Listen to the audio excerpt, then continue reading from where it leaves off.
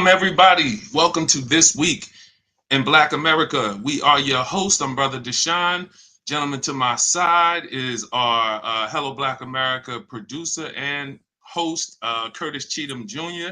We are here every Friday to bring you the week's news, things that are happening, what has taken place, and we do it with a little bit of perspective of how it affects us here in Black America. We're live on Instagram, YouTube, as well as Facebook on the Brother Deshaun and Hello Black America channels. So if you've been working all week and you're looking for a spot to catch up on what happened, it's been a lot of big things. This is your spot every Friday, 12 Eastern time. So hit the subscribe button, turn the bell on so you never miss a show. And certainly we appreciate everybody who checks in with us on the live studio audience, because a lot of times you guys know you're our virtual studio, you're our co-host. So a lot of times we're getting news from our co-host on Instagram and YouTube and Facebook as well. So a lot to discuss. Curtis, what are some of the things on the agenda for the next 90 minutes? Well, hello and welcome to This Week in Black America News. And here's your weekly update. Here are your top headlines over the last week. In national news, on April 2nd, the 47th president declared Liberation Day, implementing a 10% tariff on all imported goods. Additional tariffs targeting around 60 countries have raised concerns from economists who warn of potential disruptions and increased recession risk. So in legal and regulatory news, a U.S. Court of Appeals for the District of Columbia has temporarily blocked the lower court ruling that invalidated President 47's actions at the Consumer Financial Protection Bureau. And this is after a significant upheaval within the agency following his dismissal of its director. In public safety and health news, Felipe Oros Ferrando, 38 years old, was arrested after a botched plastic surgery in Queens, New York, led to the death of a woman from a lidocaine injection. And in sports news, the NCAA tournament for both the men and the women culminates this weekend with their Final Fours. And the men's draw has all four seeds for the first time since 2008. And in legislative news, Indiana, the great state of Indiana, has proposed House Bill 1041, which would bar transgender women from competing in women's collegiate sports. And in weather news, a severe tornado outbreak over the last several days, April 1st through the 3rd, has affected Mississippi, Arkansas, Tennessee, Missouri, Kentucky, Illinois, and Indiana. And the storm has caused some widespread damage and prompted emergency responses. So that's your update for this week in Black America News. And let's make sure we know, y'all, before you say that the tornadoes and hurricanes have increased, check and see if they have increased, because they haven't so far. You know, people, especially the church folks, you know, the Bible said this weather was going to change. First of all, it didn't say that. But if we look, the same amount of tornadoes that's been happening for the last couple of years, we're pacing. They have increased since the 1900s, but for sure, they haven't increased over the last couple of years. So we want to pay attention for when these things really increase, if they double, triple per year. But okay, so. But people have to realize it's not more of an increase, it's more of coverage and more of sensationalism kind of attitude with the media these days. So I agree with you. And also diverse places is what the scripture says. We would see earthquakes in places we had never really seen them before. So that we have seen happening. But there was a big earthquake over the last week as well. Myanmar, I believe it was. I think last I saw, like over 1,600 people had been affected by that. Unfortunately, lost life there. So magnitude 7. Oh well, I'm sorry. What did it say? Yeah. It was a significant earthquake, and of course, then you got the tsunami warnings that come in after that. So, you know, there is some devastation going on around the world. The question that the context you put it in is it more now than before, or we just have a bigger spotlight on it now because of the amount of coverage that's available? There's so much more going on than has ever been going on before. And I mean, first things first, headline news, everything in the United States is about to get much more expensive with, as you laid out in the rundown, President Trump announcing sweeping tariffs across every imported industry, everything that's imported. And so with the goal of getting manufacturing back, now we've seen, Curtis, the transition in the talking points from day one, we're going to fix economy, to, oh, we expect some pain, to, oh, our people are going to be okay with the pain, to now, hey, y'all, well, it's normal. We're going to have some pain before we have. So we've watched the continuing change in the narrative of, we thought by electing President Trump, those who voted for him thought, hey, this is a guy who's going to come and fix this economy immediately. And we're seeing anything but that. We are seeing, we just had the worst record day in the stock market since March of 2020. Just to give you some context, that was when we knew we were in a global pandemic. That was when we knew. We're on par now. Our economy is now on par with the pandemic. Okay, gotcha. Yeah, we're moving in the right direction. Train's going backwards fast. Listen, now they're going to say, and those in power are going to continue to say that they just need time. I guess that this is going to work over time.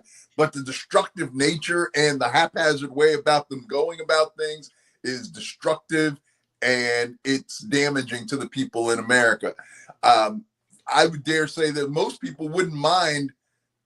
Well, I don't know about most people, but there's a lot of people who wouldn't mind him, reducing immigrants and, eliminating waste and if that's what was actually happening.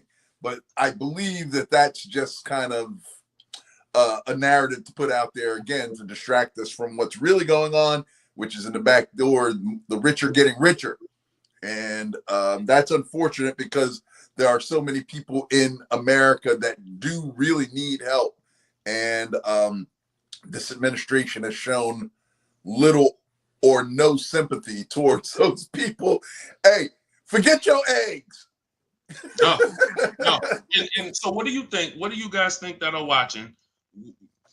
Good, bad, good in the long term, bad in the long term, bad altogether? Because some people are saying that these tariffs are going to be good in the long term. But I mean, how far does that long term go? You have people right now, and listen, my warning to you has been very, very clear. God has told me to warn the people, sell their assets. If you have equity, sell your houses, sell your stocks, because it's not coming back. Now, you do with that what you choose. I would ask you to pray about it and see if it's if it's coming from him. But right now, we're seeing people's financial portfolios get killed. Those of you who have your finances wrapped up in these markets, I've never been a market person. My finances are wrapped up in private business, my businesses. But some people invest in the market. And the thing that you'll always hear about investing in the market is it's a long-term play. It always comes back. It has always come back historically. Right. But if you go to the prophecy, America's not coming back. Sorry to tell you. It's going to change. Donald Trump will save it. It's going to be a new financial system, a new digital currency that him and Elon will work on. And here's what's lovely. He's doing it perfectly. The goal right now, people, is to run up the debt, have the banks. See, Donald Trump right now, this is my theory. President Trump is like, I made $25 billion in 2 days with my Trump coin. 25 billion with a B in 2 days with my Trump coin. How can I do more of that? How can I do more and get out of this slow, debt-ridden system of money that I inherited?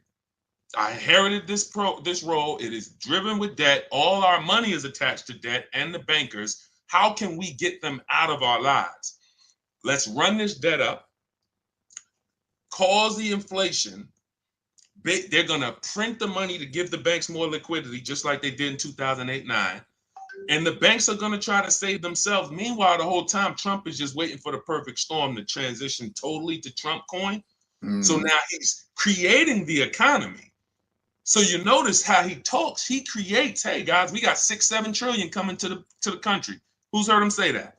Hey, guys, we got 6-7 trillion of investment coming to the country. He's probably not wrong there because people want to invest in the United States. But the problem is that old system of the banks being involved. Trump would rather than pay him. Well, of course he would. That's his thing. He wants to get paid in this deal. And my thing is this, and while you're explaining that, I understand what you're saying, but the question for me is, this administration has shown itself to be inept, right?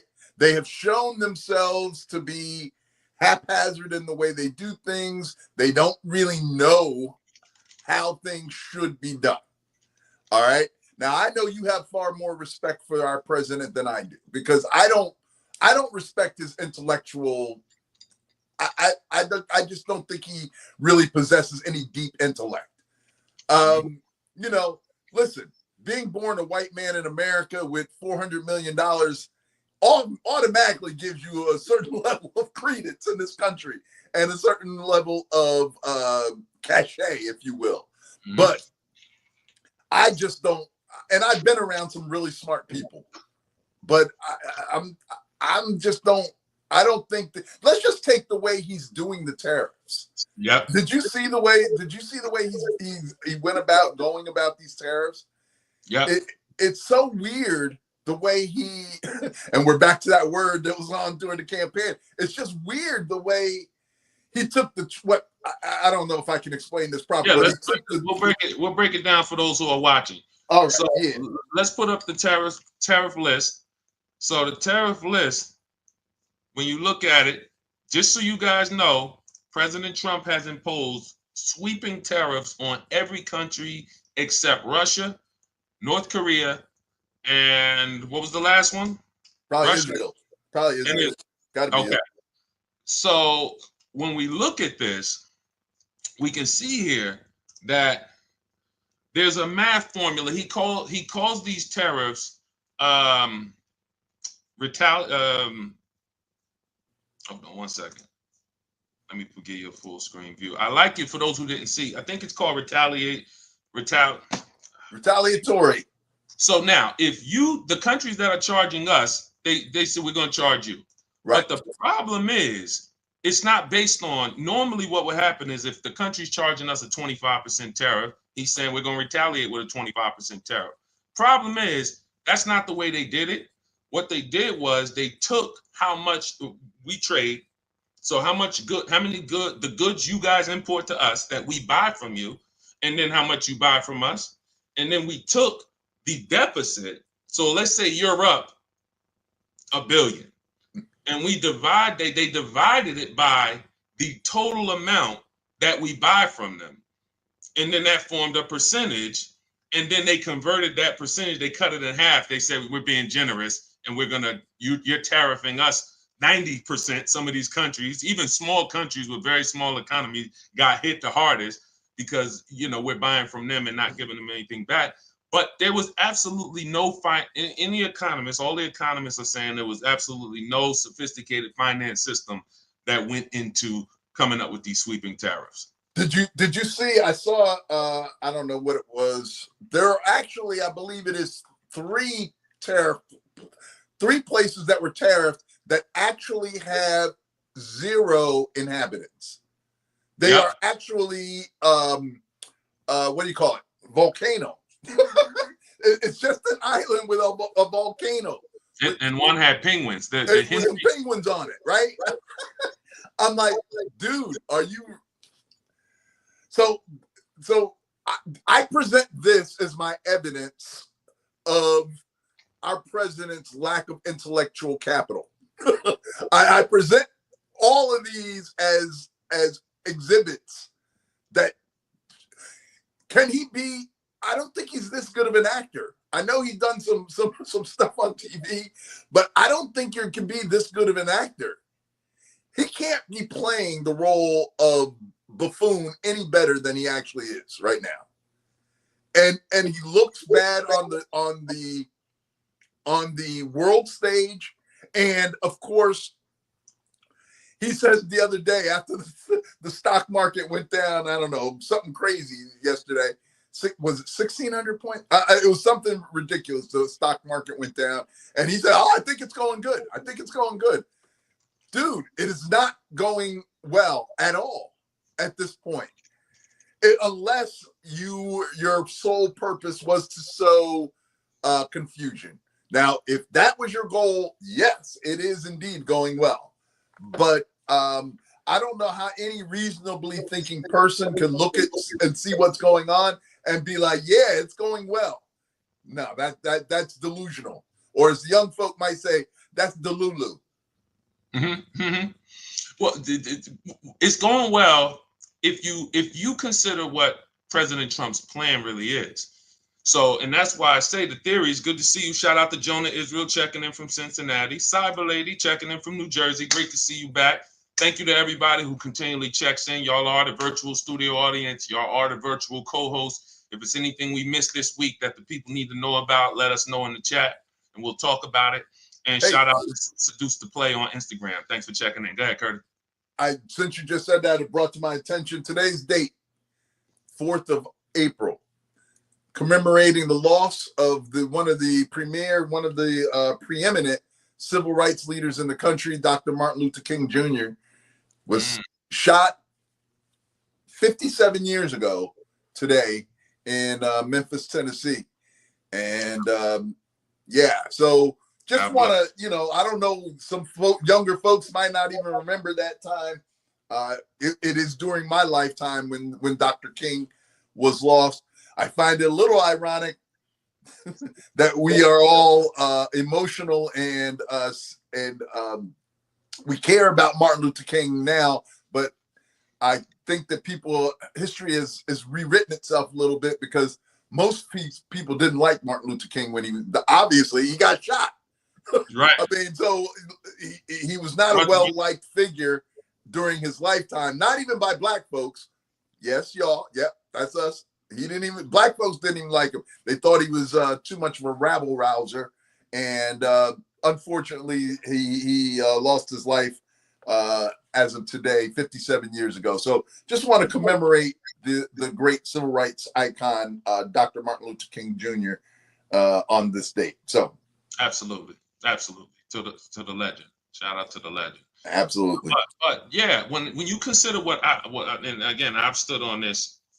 I think President Trump's plan is to get out of the debt, and he's going to get out. He's doing it perfectly. So if you look at when him you say doing it perfectly, what does that mean? What do you when he's getting out of the debt? What is he doing perfectly? I have to create a situation where the banks are going to print more money. Okay. The banks need to run themselves into oblivion. They need to print themselves into the point where they can't print anymore, and they say the debt's no longer sustainable, at which point we declare bankruptcy from that debt and we move to Trump currency. So the banks are not going to leave voluntarily. The banks need to be insolvent. They have to get to the point where they printed so much money, and the United States business is so polarized, we can't print any more money because your debt's too high. All right, no problem. We don't need your money anymore. We're going to run with our digital money. And whatever y'all want to do with that debt, that's on y'all. Y'all want to go try to pick up those assets, try to go collect those houses and those businesses and those cars that y'all have that debt attached to. Go ahead. Good luck with that. We did you. You see, he put this was just this morning. You might not have seen it. I think he's been putting pressure on the Fed chair to lower interest rates, and because the Fed was like, "Nah, we're gonna hold off for a while," and Trump's trying to use his bully pulpit to influence the Fed, and so far they've resisted. That's a dangerous combination there, right? The Fed is supposed to be independent, and we've got our president dipping his nose in something that he shouldn't be, probably. So, what are you gonna do? TMB, good to see you, McDonough, Georgia, checking in. Good to see TMB. you. TMB. McDonough, Georgia. Something going on. I can't really see the comments like I normally can. But McDonough, Georgia, that's where my mama lives. So shout out to McDonough. I don't Shout know if out to that's. McDonough. I don't Thanks know. for checking in. Every Friday we're here, 12 noon Eastern time. This week in Black America, we talk about what happened this week, and we with a nice how it affects Black America perspective, and what we really need to look at, considering the fact that these tariffs are worldwide, global, except for those 3 countries. You have every product that we import, which is a lot, about to get way more expensive, not just a little bit. So when we consider the dollar store, think about some of these dollar stores, Curtis, Dollar General, Dollar Tree, Family Dollar, and 99-cent stores. Many of these products are imported from China, imported from these foreign countries. These products, you may not even have, you might not be able to have dollar stores exist, Right. if their costs to get into the country are essentially more than $1. Well, there are no more dollar stores. Really, they're all right. like $1.25 stores. That's it. They done threw the little cent on the end. But yeah, you're right, and they could go to like $2 stores real soon, or more. We're gonna be going to the $2 store. The $2 store is gonna be nuts. That is just crazy. That everything is being taxed. Let's just call it. We're trying to use these fancy words like tariff. Everything's being taxed. That's but I do have a question that I'd like to pose to you and our audience. So there's all this stuff about the tariffs, right? And then the assumption has always been that corporations are going to pass these added expenses on to the consumer. And I know how that makes common sense. But I had this thought the other day. So over the last 5 years or so, 6 years or so, 5 years it's called. Over the last 5 years, corporate America has raked in enormous profits over the last 5 years. During the COVID time, they were getting money from the government on the PPP stuff. They were raising their rate, raising prices. They were making buku bucks over the last 5 years. Would it be unreasonable for us to say that at least for some period of time that these tariffs are actually borne by the corporations? Because listen, they've gotten rich on the backs of the American people. Now they're going to get richer on the backs of, why can't they suck it up for a while? They're certainly in a better position to suck it up than the American people. Of course, I understand that they're beholden to their stockholders, so they're not going to do this. But I think it's a reasonable question to ask, right? If you've been making billions and billions and billions of dollars over the last 5 or 6 years, and now, the tariffs are going to come in, they're going to cut into that, why would you just willy-nilly pass it on to the consumer when you could, roll back some of those profits you got in the last 5 years and suck up these tariffs yourself? Is that unreasonable, do you think? Well, let's do this. We'll show what Walmart made during the pandemic to show that if anyone, America's top retailer, if anybody was going to have some mercy and some empathy for the American consumer, us, the public, us, it would have been America's top retailer all through the pandemic. But we can see here that Walmart continued to increase prices, increase profits. 2023, 2024, 7% profit increase. 2025 is still here. But it says here Walmart gross profit for the quarter ending January 31st, 2025 was $44 billion, a 6.7 increase. So that means y'all still out there shopping at Walmart. Y'all still out there shopping at Walmart. Nah, listen, if you don't stand for something, you're going to fall for anything. We have 2 different types of Black people, at least two. We have black people who are determined to move the people forward at whatever cost it takes. We're going to be uncomfortable. We're going to do the things that are uncomfortable. We're going to speak out when it's uncomfortable. And then we have black people who are just sitting on the sidelines and who just, oh, business as usual. Hey, they ain't going to stop shopping, so I ain't going to stop shopping. You're the only reason that there's still people shopping because of the way you think. Right. Ask Target. Ask Target if it's working. Let's look at Target year over year. I mean, let's look at Target first quarter earnings. Yeah. They in the find out stage. They done found out. And I think black people took Targets personally because Target had always embraced us, put our products in their store. We was rocking with Target. We even made up the fancy name Target because we wanted it to sound fancier. We didn't want it to be on the same par with Walmart, right? So we went with the Target. Now then they played in our faces and like, nah, yo, we ain't worried about this DEI stuff. We down with the orange Cheeto. So we going with him. And that's what we doing.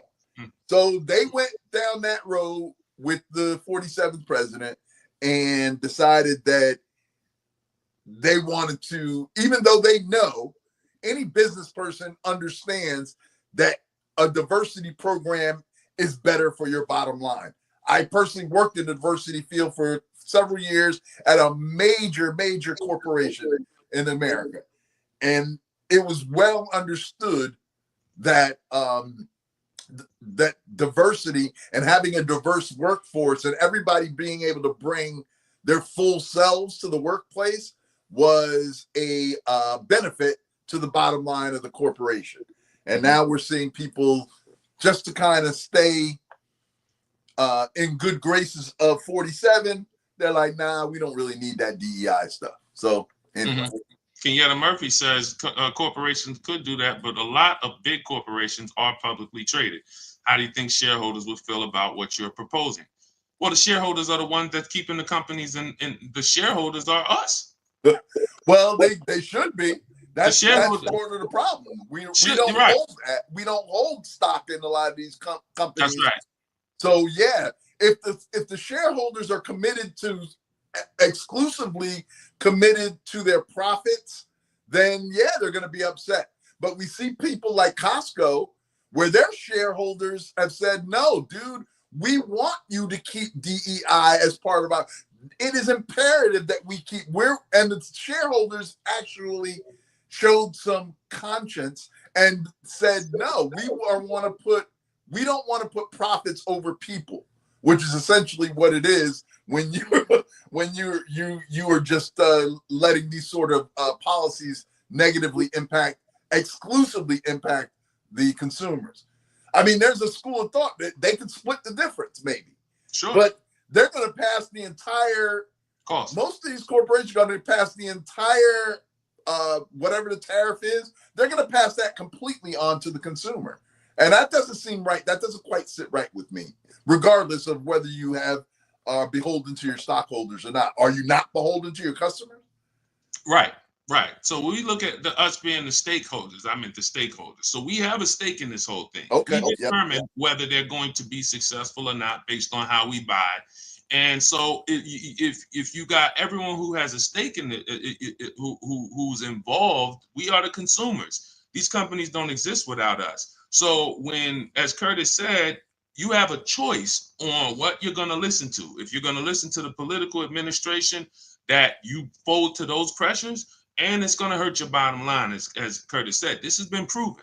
It's been proven. There's nothing about diversity in a workplace unless you just are in a super racist town and they just like, what is that black person working here? I'm never going back there again. You believe they had a black working? But if you ain't at one of those places, no one cares about you having diversity and inclusion in your workplace.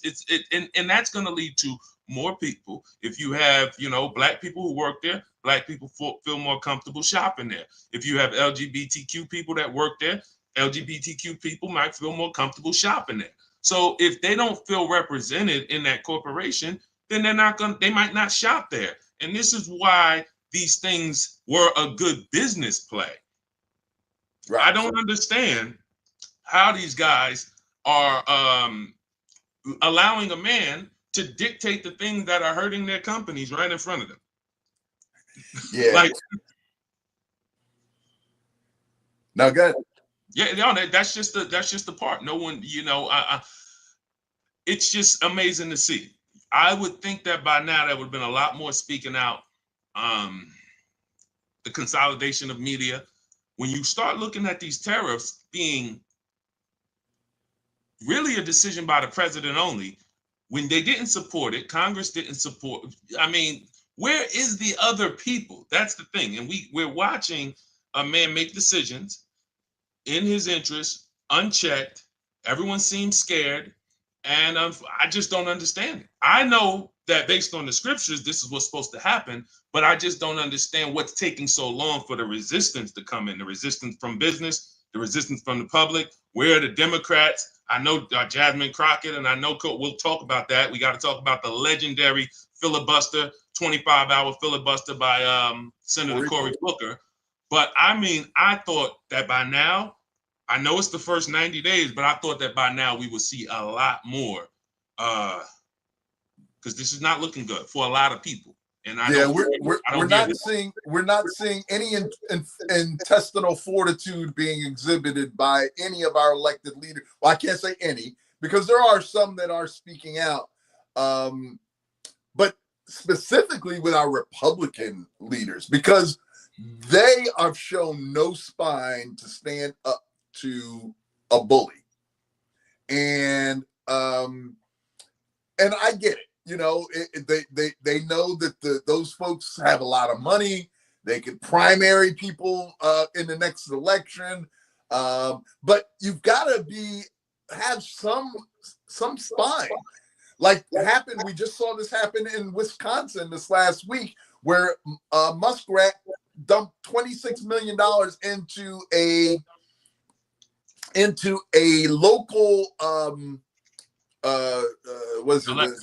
it was a local election, but for the judge. There was a local judge election, and dumped $26 million into that election, was reportedly paying people to come out and vote.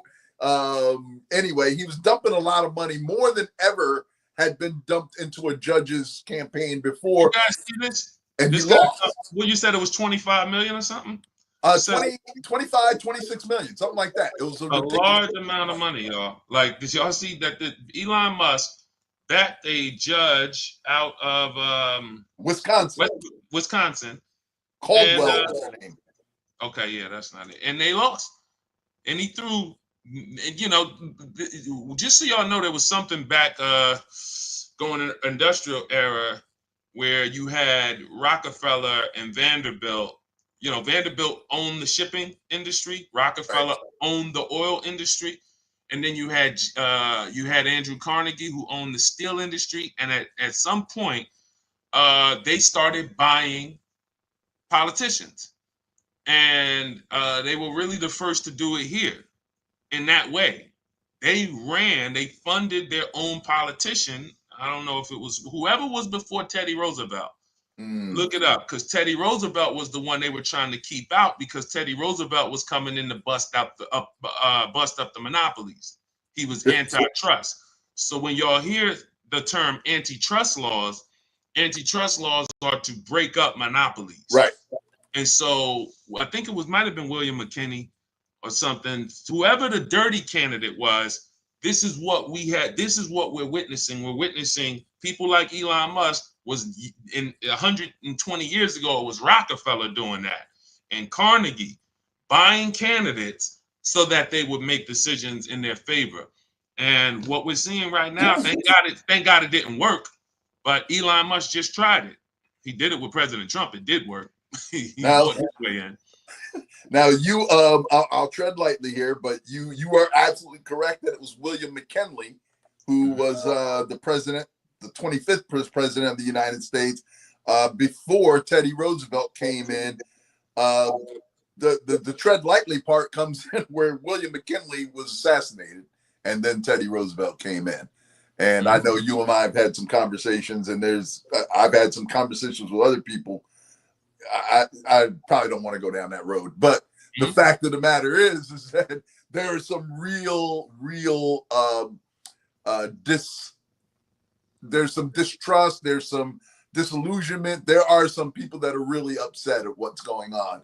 And when you see that kind of thing happening in a country where violence is so really embedded into our society, so ingrained in our society, you just can't remove that off the table.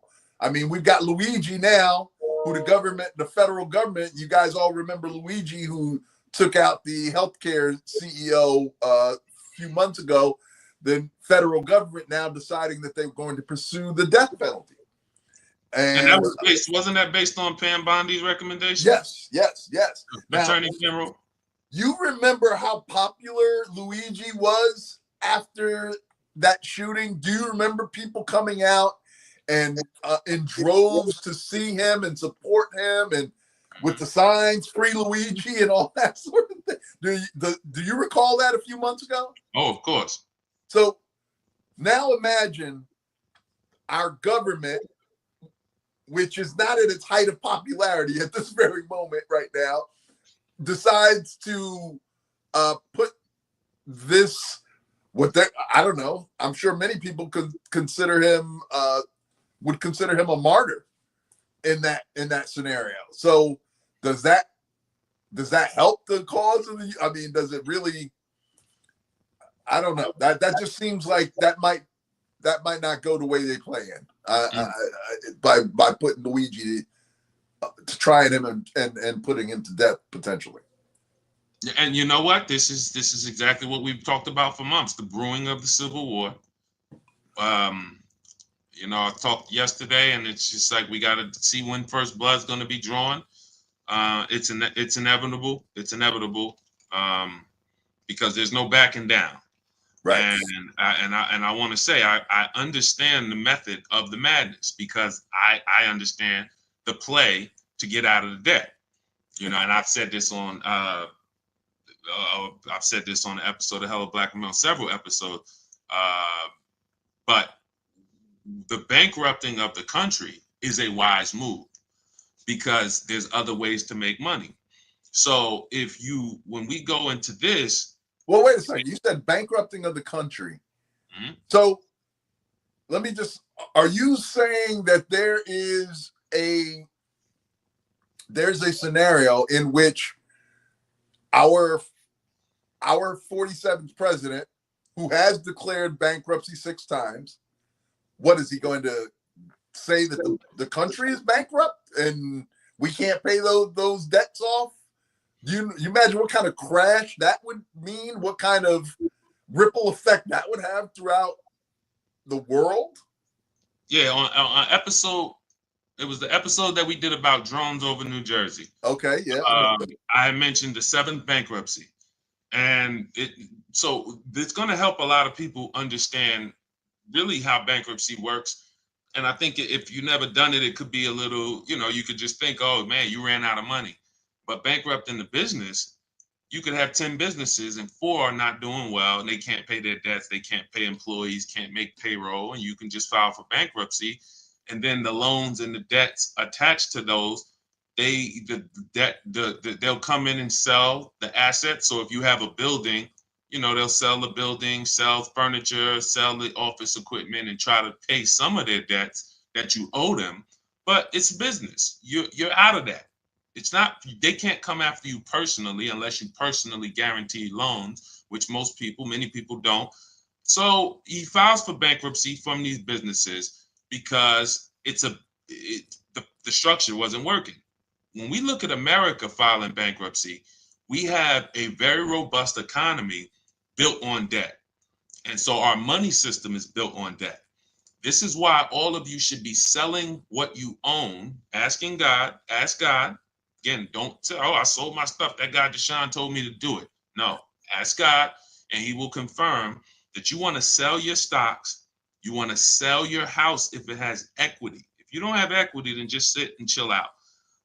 But if you have equity, because the 4-time period we're not going to owe the banks anything because the banks are the ones that print the money we use. But you have a president, our president, who is betting against the US dollar. This is very important to understand. You'll hear people say, well, look at what the rich is, what are the rich doing? Well, the rich are getting cashed up, getting liquid, making sure they have cash, moving a lot of their assets to, they're getting positioned. Right. You need to get positioned as well. And although we may not have as much money as the rich, if you have $50,000, $100,000 or more that you can cash out of your portfolio or your house, this is the time to do that, because unfortunately, if you have 50 or 100 grand when you sell your house, that could be a big part of your retirement. I just was talking to somebody in my church. He said, man, part of my retirement is my house is worth 400,000 and change. I'm building a place over in Jamaica. I'm going to sell this house in 2 years, and then I'm going to move down there. I said, you need to sell that house now. Yeah.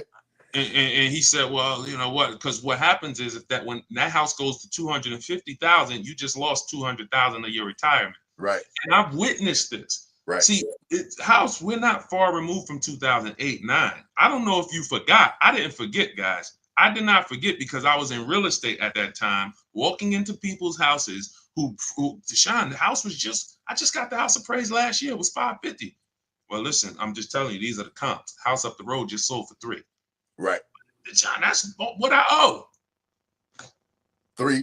I owe what it's worth. You owe what it's worth now. You went from being able to cash out 150 after your cost to now you're at a break even. It can't come back. The only way it would have came back is if you would have waited from 2008 when it started crashing to maybe 2015, 16, 17, maybe 17 it got back up to those levels, or even more. Right. The point is, the bankruptcy of the country is a wise move.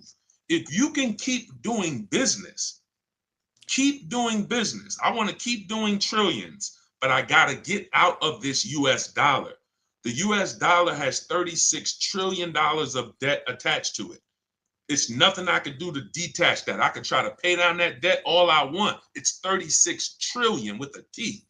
And my global GDP, the US GDP, which is the money we make every year, is 27 trillion.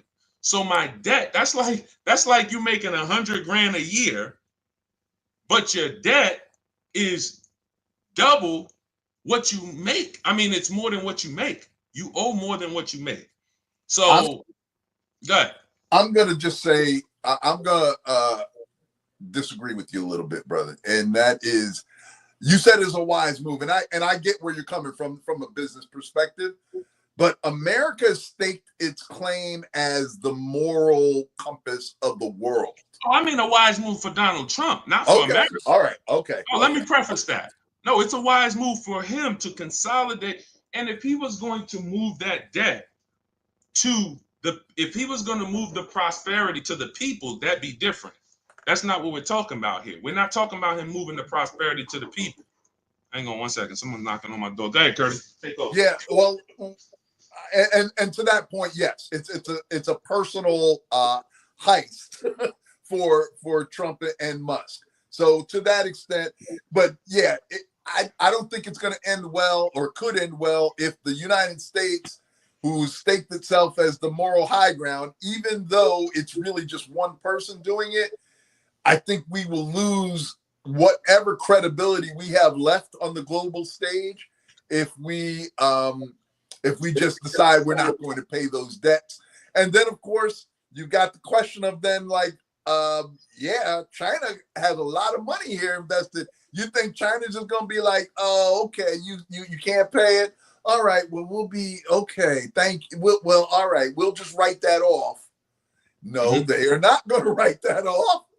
They're not writing that off as bad debt. They want their collateralized loans. They want those buildings, whatever it is that they were collateralized those loans with.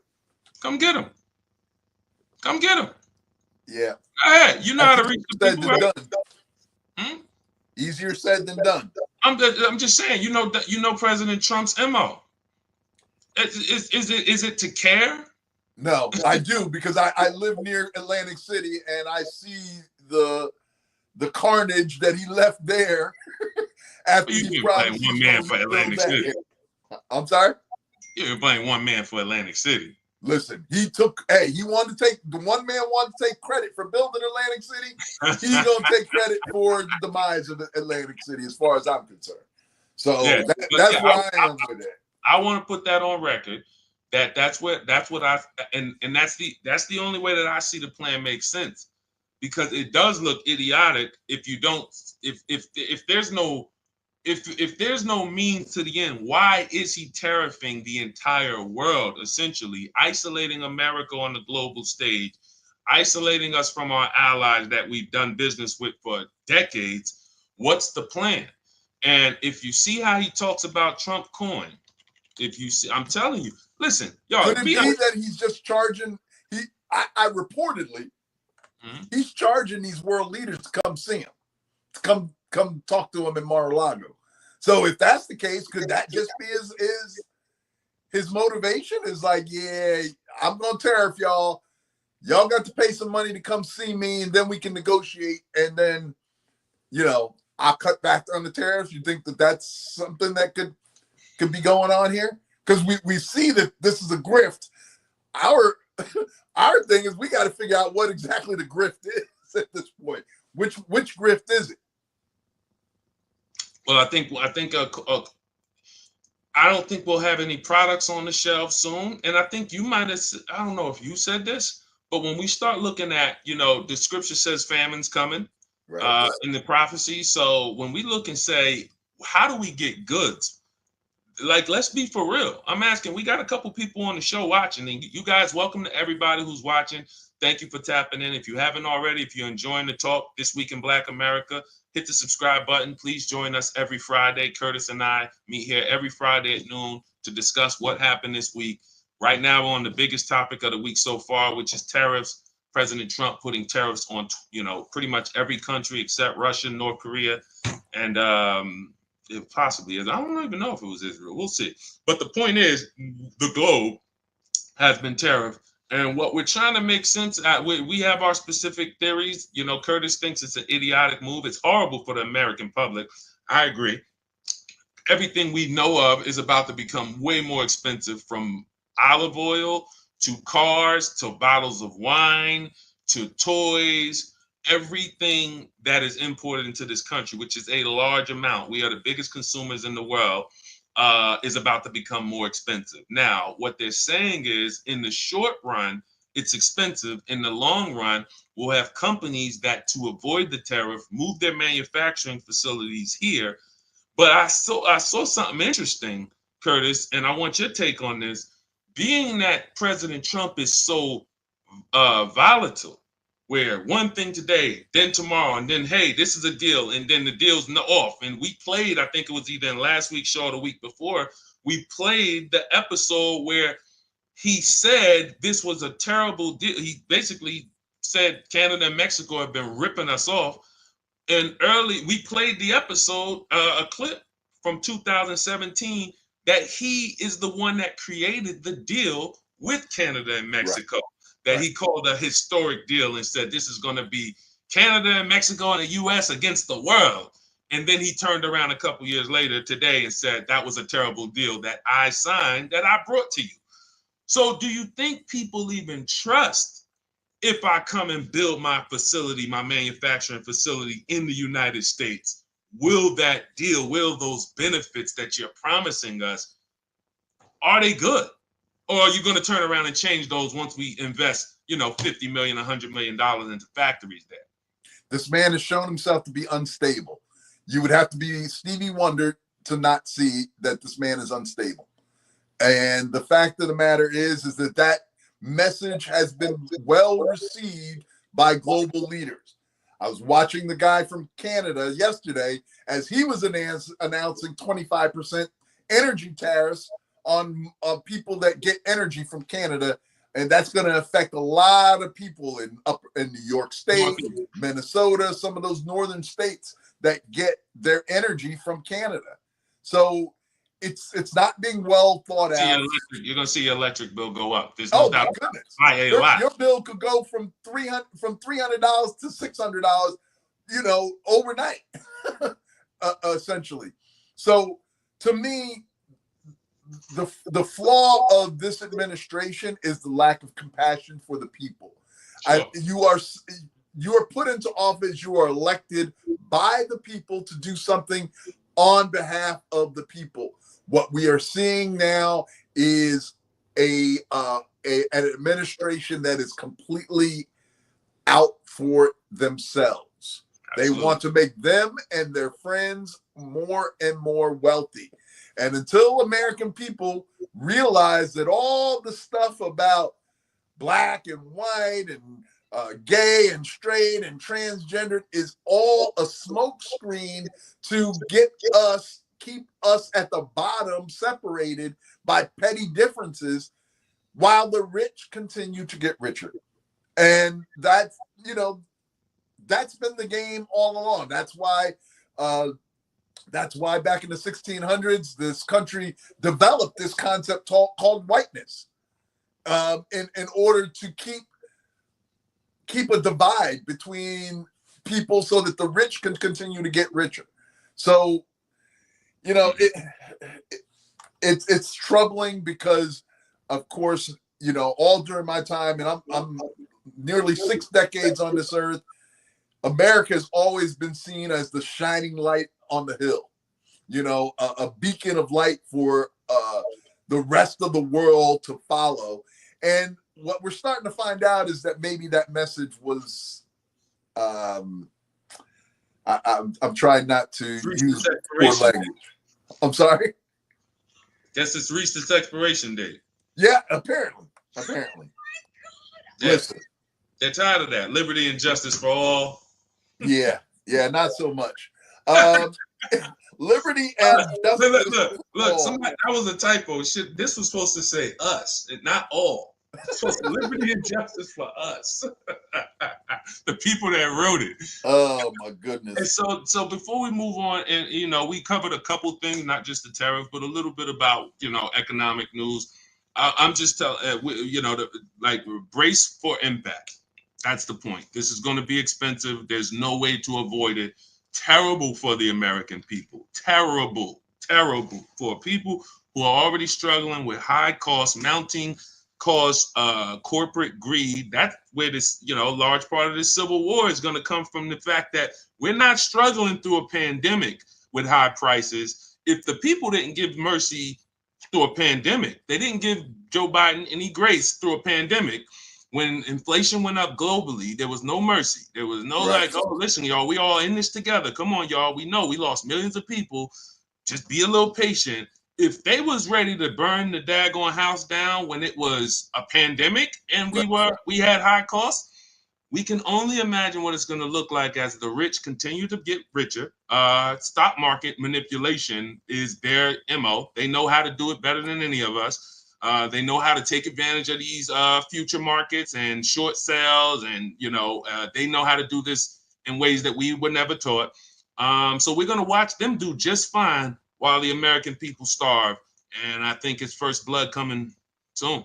Somebody's going to draw first blood, and I think it's going to be one of our white brothers and sisters. You just made a statement, and I'm just about to say, you said you're going to watch America starve. Folks, I noticed some folks in Atlanta and those areas down there. Folks, you got those big backyards. You might want to learn how to grow some things. You might want to learn how to grow some food in your backyard. You may want to get back to a more agricultural type of environment. And I know we ain't gonna, we ain't tending the fields no more. But this may become a matter of life or death. What you produce, what you're gonna eat. And we may not be far from a time like this. You mentioned famine, and listen, the writing's on the wall. And we talk about, and I'm only kind of half kidding when I say get ready. You don't have to get ready if you're already ready. Stay ready, and you won't have to get ready.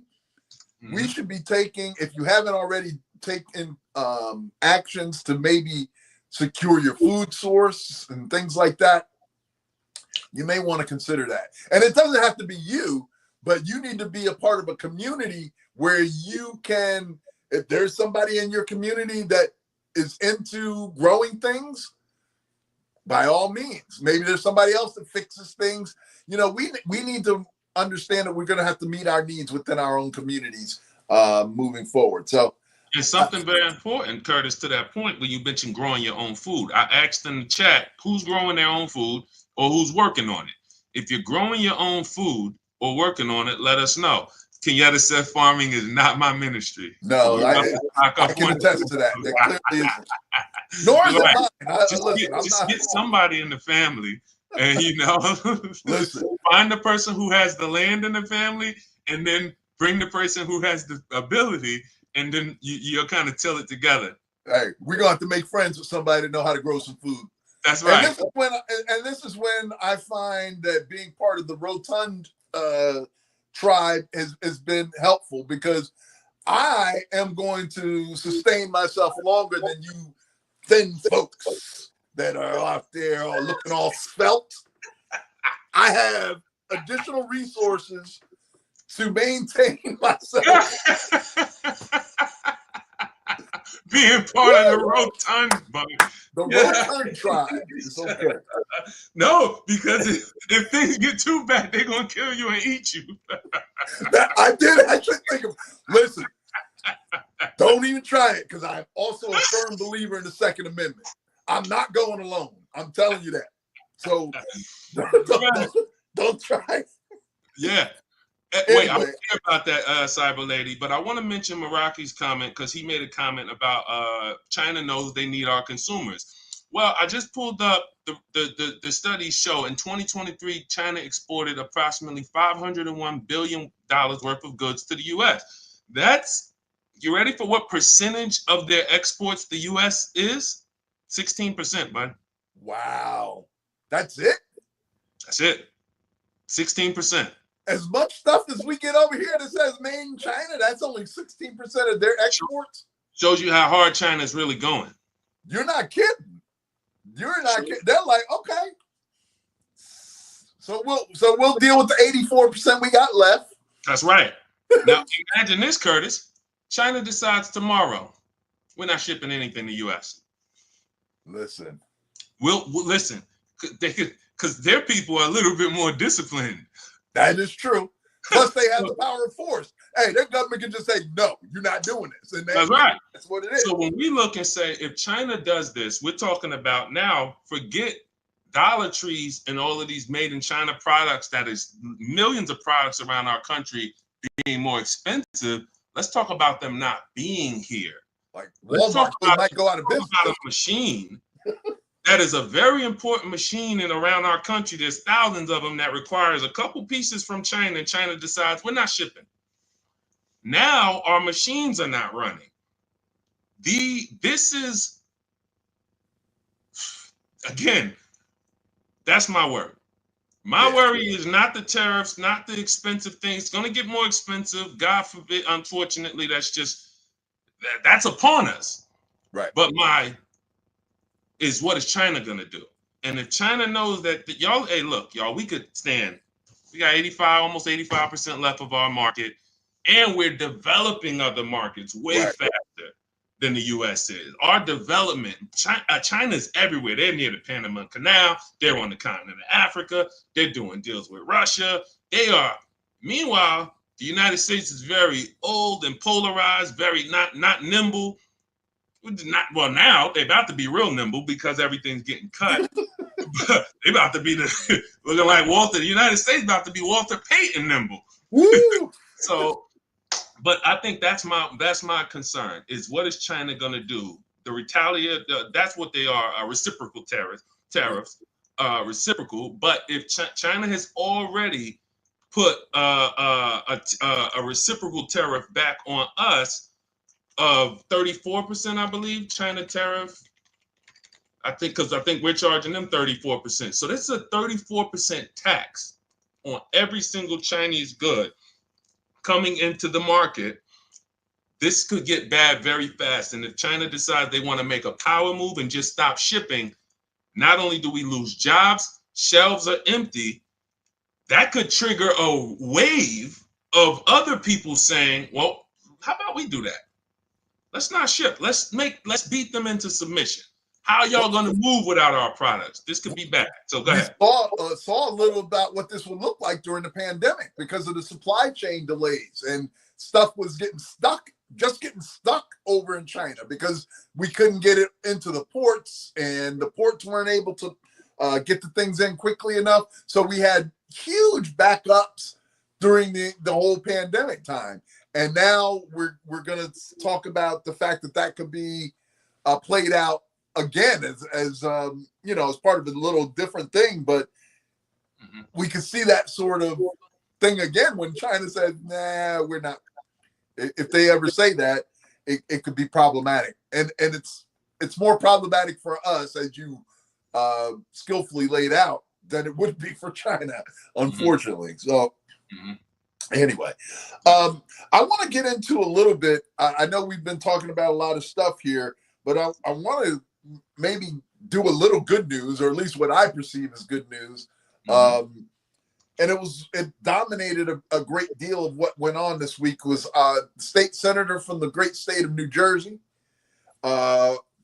stood in this House and the Senate the other day, and as he said, to make some good trouble, which is a phrase coined by the late great John Lewis, getting into good trouble. And what he did was he started talking. Now, anybody from the great state of New Jersey knows one thing about Cory Booker is he can talk. And he proved it. Now, he's on the record as having proved it beyond a shadow of a doubt. Cory Booker had to stand, or didn't have to, chose to stand and speak and filibuster on the Senate floor for what ended up being over 25 hours. Now, and the filibuster is like an ongoing kind of endless debate. Yes. You just kind of keep talking. You kind of keep talking just to kind of disrupt debate for the sake of debating. Right. Okay. Right. So just everybody's familiar with what a filibuster is. It's an intentional action to I'm gonna make some good trouble. Like, so the last time, or the longest time prior to Cory Booker that the filibuster was enacted was in 1957, when Strom Thurmond, the well-known racist, stood up in opposition to a civil rights legislation. So that was, and I think it was whatever it was, 24 hours, I think it was, that he ended up going. But back in those days, he could leave the floor, he could go for a bathroom break.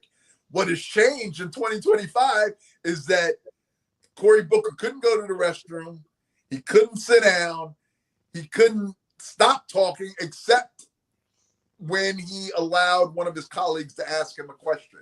So he really did, I believe he did a masterful job just to keep talking and to keep standing for 25 hours straight. I know I couldn't do it, but I'm proud that our senator did something.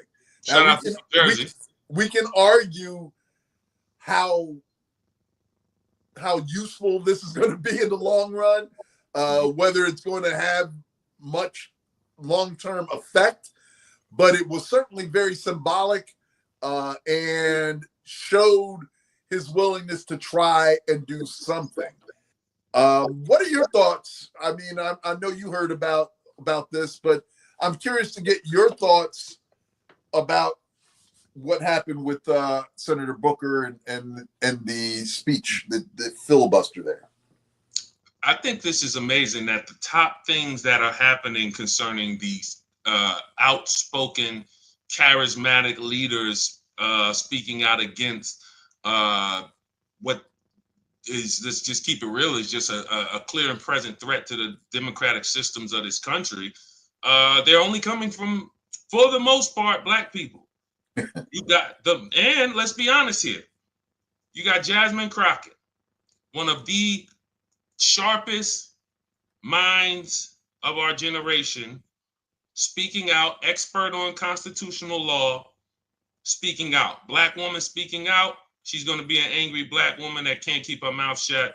That's what they say about her. Mm-hmm. They've been saying same way when they walk up to you and or me and they just see you can't raise your voice at all. If I do this in the room, oh man, black man getting angry. Listen, right. You all right? You okay, buddy? I just want to make sure, man. Listen, no beef, no beef.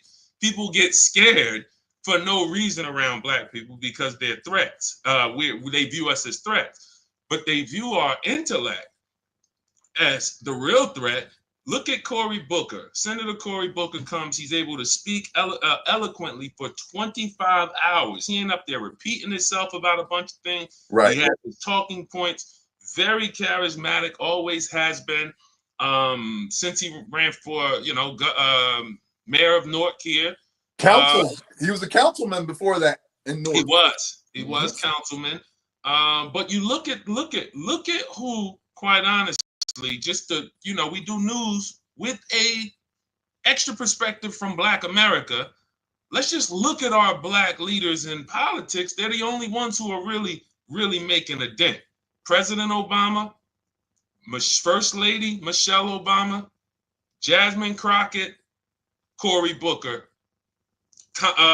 VP Kamala Harris. Those are the people who, when we look back on what happened to America, and when it fell from being an empire, the start, we'll have a couple, 5 Black people that were very, very vocal on record about we need to do something about this. Now, don't forget Al Green, the only person to get censured recently. And they're trying to censure also Jasmine Crockett as well. But yeah, you're right. And listen, let's just keep it a buck. It's always been Black people that kind of were at the forefront of moving America forward on a moral compass, on its moral compass, calling them to carpet on the things that they've said, the things that we put in writing. And in fact, as we honor or commemorate the death of Martin Luther King today, that was one of his, in his great speech just before he was assassinated, he starts talking about those types of things. And the fact of the matter is that, we've lost a lot of our moral high ground, and it's always been the Black Americans who've pushed America to be better, to live up to its stated goals, its stated intention that all men would be created equal, that sort of thing. We put in writing these grandiose words, but they lack meaning because we have yet to really live out the true meaning of those words here in America. We've yet to really allow everyone to really live out what the true meaning of those words mean. And until we do, America, in my mind, is a flawed experiment, because we still have not yet gotten past the main difference between, which is really not a difference at all. It's a made up difference. And that is the different barriers that we put up between ourselves. So, but I am proud of my senator, Cory Booker, for standing up. We'll see if this is the first domino that leads others to take action. I don't know if it's not even on our sheet today, but we're starting to see like 4 Republicans in the Senate cross the lines the other day to vote with the Democrats to oppose the Canadian tariffs. So I believe that they're trying to take a similar action in the House. Of course, that would require at least 3 Republicans crossing over and voting with the Democrats. Don't know if that's going to happen or not, especially in the House, but we'll see. We got to be getting close to a time where these Republican lawmakers are even like, wait a second, how far are we going to go with this? How far are we going to let this go? What this says is, it says bipartisan group of senators votes against Canada tariffs. Right. Snubbing President Trump. Says the 51-48 vote supporting Senator Tim Kaine's resolution was the most striking bipartisan rebuke of White House policy since Trump's second term began. In short order, Donald Trump has done extraordinary harm to the relationship between the United States and Canada. I don't think anyone could debate that. Absolutely not. And, there are plenty of lawmakers on Capitol Hill in both parties who believe the president is on the wrong track, especially when it comes to trade tariffs on our allies north of the border. With this in mind, Democratic Senator Tim Kaine of Virginia has championed a privileged resolution that would terminate the president's February 1st emergency declaration, which the White House used to issue tariffs on Canada. It would also, of course, eliminate the need for Canada's retaliatory tariffs on American products. See, well, that's interesting because this is going to determine, guys, what type of power Congress actually has against this president. Because Congress is supposed to have powers, one of the three branches of government. They've ceded the power. They've ceded their power. You're right. They ceded that power in the decision making to the president. And the Republicans did, was it not? Right. So the Republican members of Congress have ceded that power to give it to the executive branch. But these checks and balances, which is almost becoming a cliche term now, are three different branches ran the United States government, not one guy, not the president, because we would then be in an authoritarian government. We are run by multiple groups of government. And so we have yet to see Congress or the Supreme Court. We've seen them disagree, rule against the president, but we have not seen it to the point where this is, you're not following what we're saying. And now we're almost, I mean, not a war, but like, hey, we hold some cards here too. We're going to wield some power too. We haven't seen that from Congress. So what do you think about this resolution? Do you think it takes off? Do you think it's something that just, is out there and then just fizzles out? Well,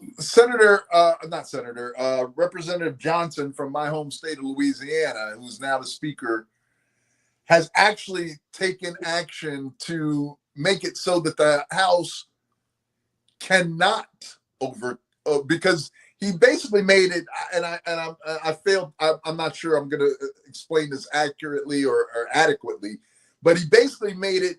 There's a certain number of days that would go by, and they would have to call a something that went before the House. They would have to bring it to a vote.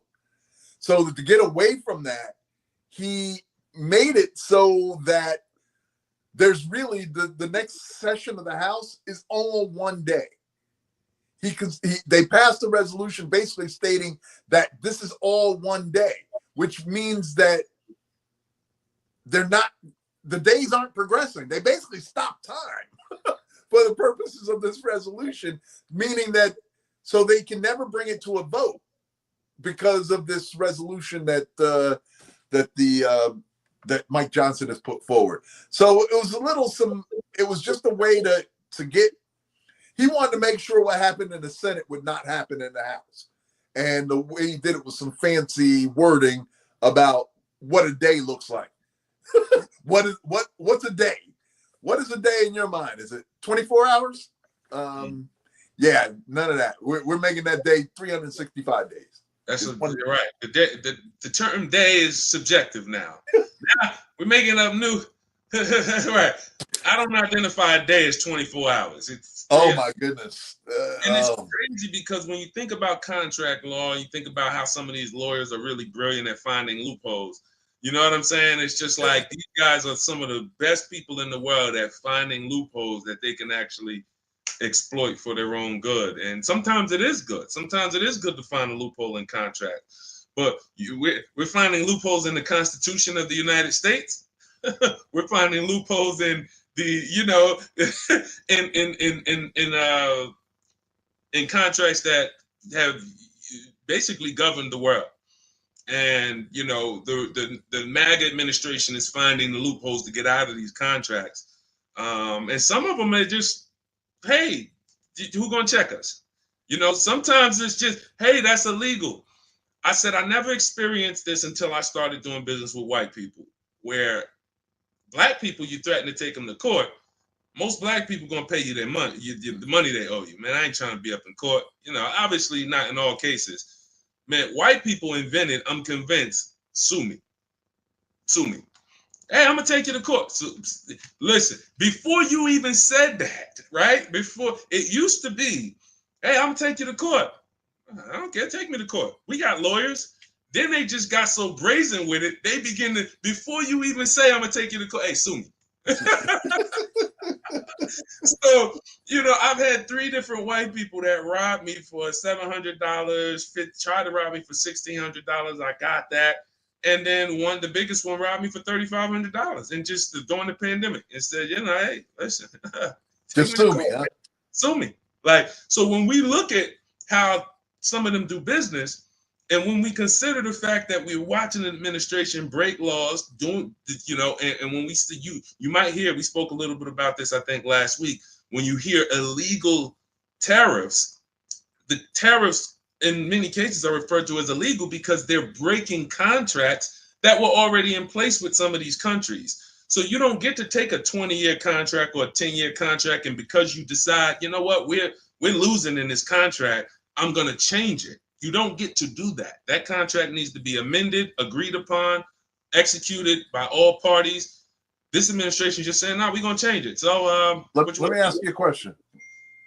If you hired a felon to run your organization, would you not expect them to do some felonious things? I mean, it only is common sense, right? Yep. If you hire a felon, snakes gonna bite. You know, you're gonna get it. We know the tree by the fruit that it bears. That's right. So if you have a felonious tree, you can only expect lawlessness fruit. If you have a felonious tree, you can only expect. Am I wrong? I mean, listen, I know we disagree somewhat on 47, but is that logic correct in your mind, Brother Deshaun? Can you help a brother out? I think this is, you can't expect someone a felonious tree leaped over the United States justice system in a way that we've never seen. Forget John Gotti. I don't know, some of you younger audience, you know, I'm 41. This is the real Teflon Don right here. This is the real Tef. They used to call this man on the screen here, they used to call this man the Teflon Don. Yeah. John Gotti. Yeah. Out of the car, out of the Corleone. No, Corleone was the godfather. Corleone was the godfather. We're mixing fiction and fact. So you had Castellano was before him. Yeah. Okay. So they bodied Castellano in front of Spark Steakhouse in New York. Remember? And then, you know, and he took over for the C. It begins with a C, crime family. So anyway, they couldn't put this guy in jail. They knew that he was responsible for murders and drugs and all types of heinous acts. Nothing would stick to this guy. They start calling him the Teflon Don. Yep. No way. No way. Not to mention this dude's name is Donald, so it's just perfect. I know, right? But then until Sammy the Bull. That was all until Sammy the Bull started running his lips. That's right. But anyway. Right. So speaking of crime bosses, Eric Adams in New York had his charges just dropped the other day. And no longer a Democrat, we see as of yeah. Do you see that? He's no longer. Well, listen, I'm an independent as well, so now Eric Adams and I are on the same page. Well, no, we're not. I'm not even going to say that. All right, because you didn't get arrested as a Democrat. No, I did not. Your get out of jail free card requirements came with denouncing the Democratic Party among other things. So if those of you who don't know, I mean, we're talking about a man who was indicted on corruption charges, Right. on his way to prison. There Right. is no way you are getting out of that. You're definitely not escaping the due process Mm-hmm. because your name ain't Donald Trump. So you're gonna actually go through this process because we've indicted you. Now, President Trump swoops into New York and gets the man out of federal corruption charges. Were they federal charges or state? Yes, they were federal charges. Federal corruption charges. Now he is put him next to Byron Douglas and Tim Scott and all of these other MAGA black mouthpieces. All of a sudden now, I'm a voice piece for MAGA. I'm a mouthpiece for MAGA. I get it if you had some unjust things done to you and all of that, but you go from Democrat mayor, prison, escaping prison, denouncing the Democrat Party, and now you're this pro-Trump, pro-MAGA person. Sounds like, buddy, you made a deal with the devil. Yeah. If it quacks like a duck and walks like a duck, it most likely is a duck. And right. You made one of those T.I. deals, except, you know, we all know when T.I. got caught with all those guns and he's a felon. T.I.'s on his way to jail. How did T.I. come home? Next thing you know, you see him doing Street Soldiers commercials. There you go. Hey, you see anybody, report them, call this number. You know, they say T.I. made a deal with the feds because it's certain things you do not escape from when it comes to the United States justice system. And well, they were trying to. The mayor's one of them. Go ahead. They were trying to play Eric Adams out, though. They was trying to play him like a puppet on a string type thing. Like, yeah, we're gonna release these charges, but we gonna revisit them. We can revisit them back in November if you ain't acting right. And the judge was like, nah, bro. If you gonna release them, you gonna release them for fully, and not gonna be able to play these shenanigans where you can come back and revisit them. So from that perspective, you know, Eric Adams. It worked out all right for him. He got all the charges dismissed. So now I guess he could technically show some backbone and stand up to Trump because he doesn't have that, you know, revisiting those charges hanging over his head. But I'm not sure I see him doing that. He's showed himself. So they took that off the table? I yes, thought that was they did. For them to come back. Because Tom Homan, if you guys don't know Tom Homan, he's the guy who's running the immigration. Mm-hmm. He had mentioned as he was speaking to Eric Adams, hey, if you, in fact, I'm gonna see if I can find a clip. If if he doesn't do what we need him to do or something like that, I'm coming to see him. He said, I'm coming back. Yeah. I'm coming back. So, but they've taken that off the table and the ability to come back. Yes, the judge that had to accept that agreement was like, nah. I'm uncomfortable with your reasoning for wanting to keep this open. And that was basically to get him to play ball with their immigration policies. So the judge showed some wisdom there and was like, nah, listen, if you want to dismiss it, I don't see why we should be. But if you want to dismiss it, you just dismiss it with prejudice. So we can't come back and revisit this again. So okay. Dismiss the corruption case permanently. Okay. Yeah. Thanks for that update because I didn't know that. Kenyatta said the judge took it off the table. Yep. Thank you. No. See, and that's how we learn things together. That's why the community we're forming here is so special because it's not just listen. We're gonna gather Curtis and I and our team. We're talking throughout the week in our chats about what's happening and what we're going to be talking about every Friday at 12 noon. If you haven't already, we invite you to subscribe, meet us here, turn on the bell.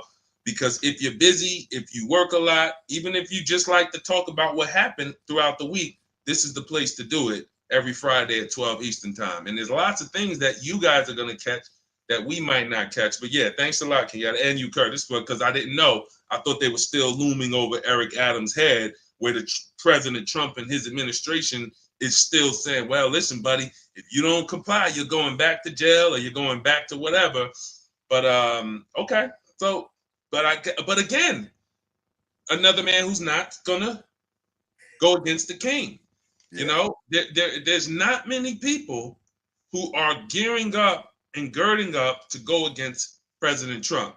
There's more people than anything that seem to be either get out of his way or get on his side, or you're gonna get steamrolled. I don't get that. I must admit, you know, he's going after like law firms and things. So why wouldn't the law firms sort of all galvanize their resources and sue the president? You know, right? Or sue the, why are we just kind of acquiescing to the whims of a person who may or may not be mentally stable? You know, nobody's willing to stand up to this person. And I don't understand. I'm not sure I understand why. I mean, he's got money, and I'm sure he can tie people up in litigation for many years if he wanted to. But yeah, I just don't understand why nobody, because the guy has already been 47 has already been a twice impeached president.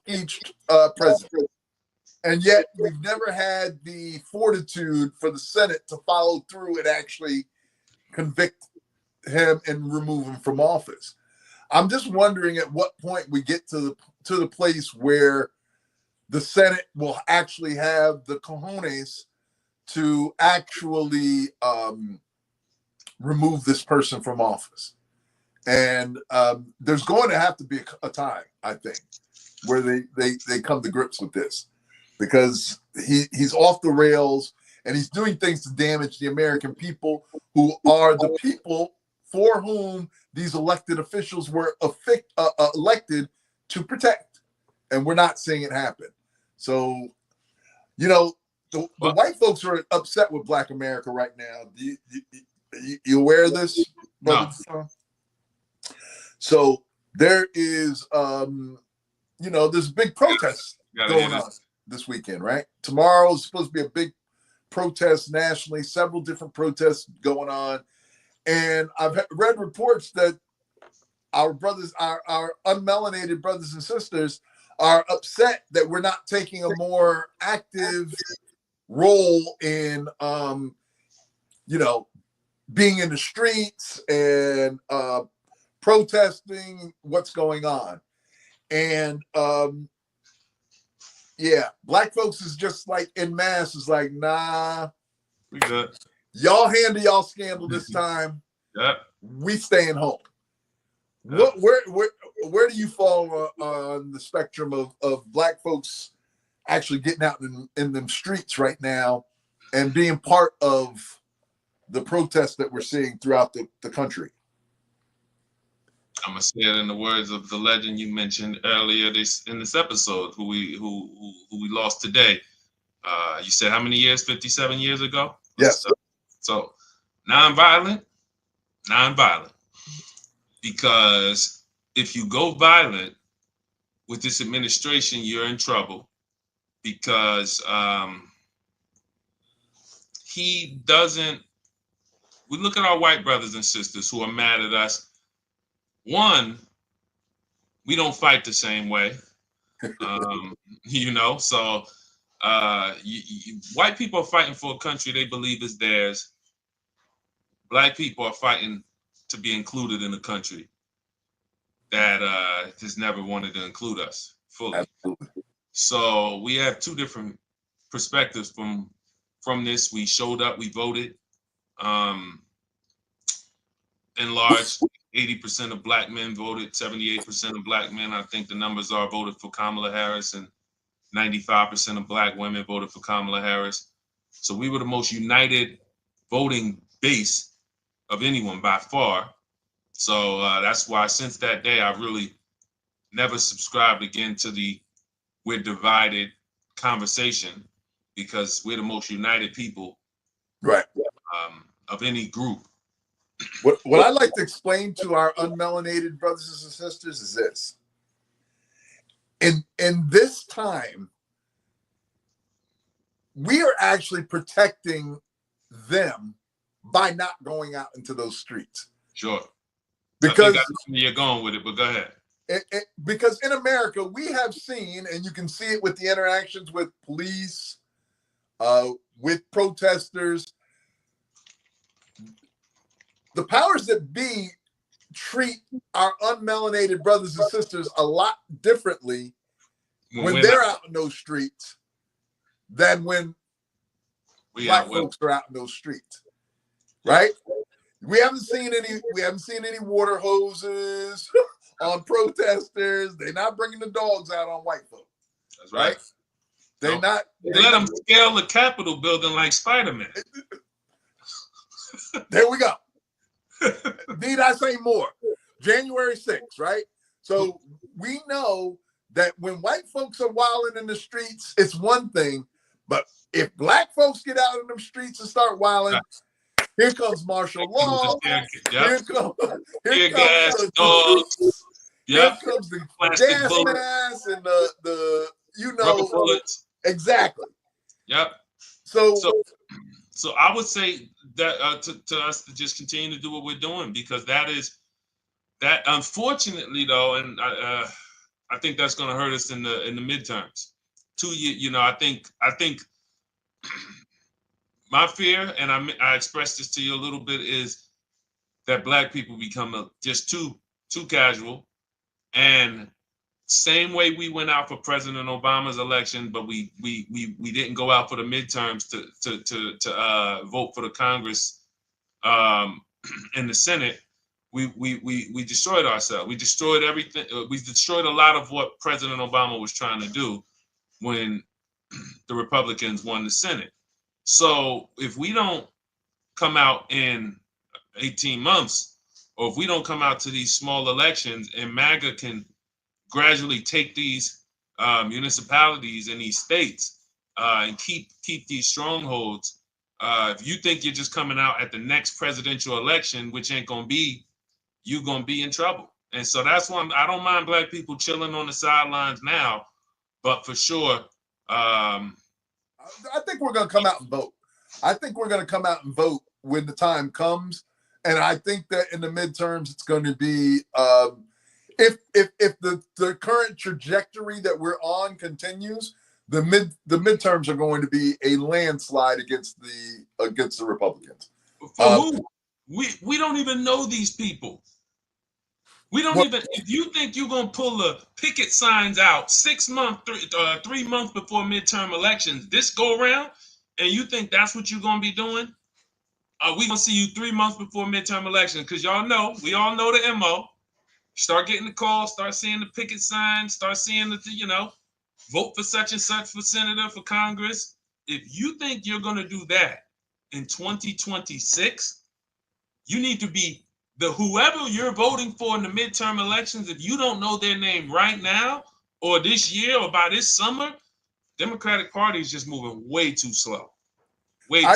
I tend to agree with you, but what we saw this last week in the House elections in Florida and what we saw in Wisconsin, is that the American people have shown a propensity to really now be voting in a democratic way. Now the both of the Republicans won in Florida, but those are huge MAGA strongholds. I mean, I think Trump won those areas by over 30 points. And now we're seeing less than 3 months later, we're seeing an election in those districts, and we're seeing those Republicans, those MAGA candidates win, but by less than 15 points. So we've seen in less than 3 months, over half of their voting lead be diminished. And so, pundits are saying that means something. It's going to really just be, if this energy continues for another 6-8 months, the midterms are going to be, I think, a landslide for the Democrats. It's just the way that the American people do.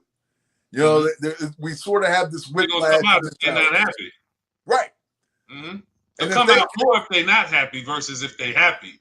listen, if they thought they was voting because eggs were high back in 2024, wait till see what happens in 2026. Because eggs have not gone down. I can attest to you that they have not gone down. Well, as one who does most of the shopping in my home, I see eggs have not gone down. Eggs have not gone down. They are still, the $2 and change dozen is now probably $8 and change. At least. The eggs that you didn't, if you got the best price eggs, $1.99 and they went to $2.50, if you caught them on sale, $2.50, $2.99, those eggs are gone. Yeah. You got $8 is like the entry point for that. So what then does, because we spoke about prophetically, the scripture says that President Trump takes there is no more. It's no more elections here in the United States. Legitimately, there's no other presidents. He's the leader of this nation until the very end. So then now what I'm trying to see is how's he going to pull this off? How's he pull it off to the point where, but again, this is no different than the scripture saying how he would come to power. Be here, then away. The scripture says he would be here, then not here, then here. So when we look and say, wow, he escaped 2 impeachments, multiple felony convictions. He escaped, they thought he escaped death. We never saw a president. Listen, we never saw them get a presidential assassin out of there quicker. It's like we never heard from that guy again. We never heard about him, never heard his parents. Where was this guy? What was his motivations? But for sure. Go ahead, Curtis. No, I'm sorry. Breaking news. 47 has extended the TikTok thing another, I don't know how long, but it just came across my timeline that TikTok ban has been extended. So, yeah. Okay, perfect. That is April 5th ban was tomorrow. Yep. And they have several bidders to buy TikTok, several bidders in line to buy. This is what they say. Right. Amazon's supposed to be among some of the potential buyers. Extended 75 days by Trump. And now this is what they're saying. So you guys know, President Trump has signed an executive order to create a sovereign wealth fund. And a sovereign wealth fund is the country's treasure chest. So the country is allowed to now make money, have its own treasure chest where it can invest in things, buy things, own things, make money to offset some of its bills. Now, if you say to offset some of its bills, that's one thing.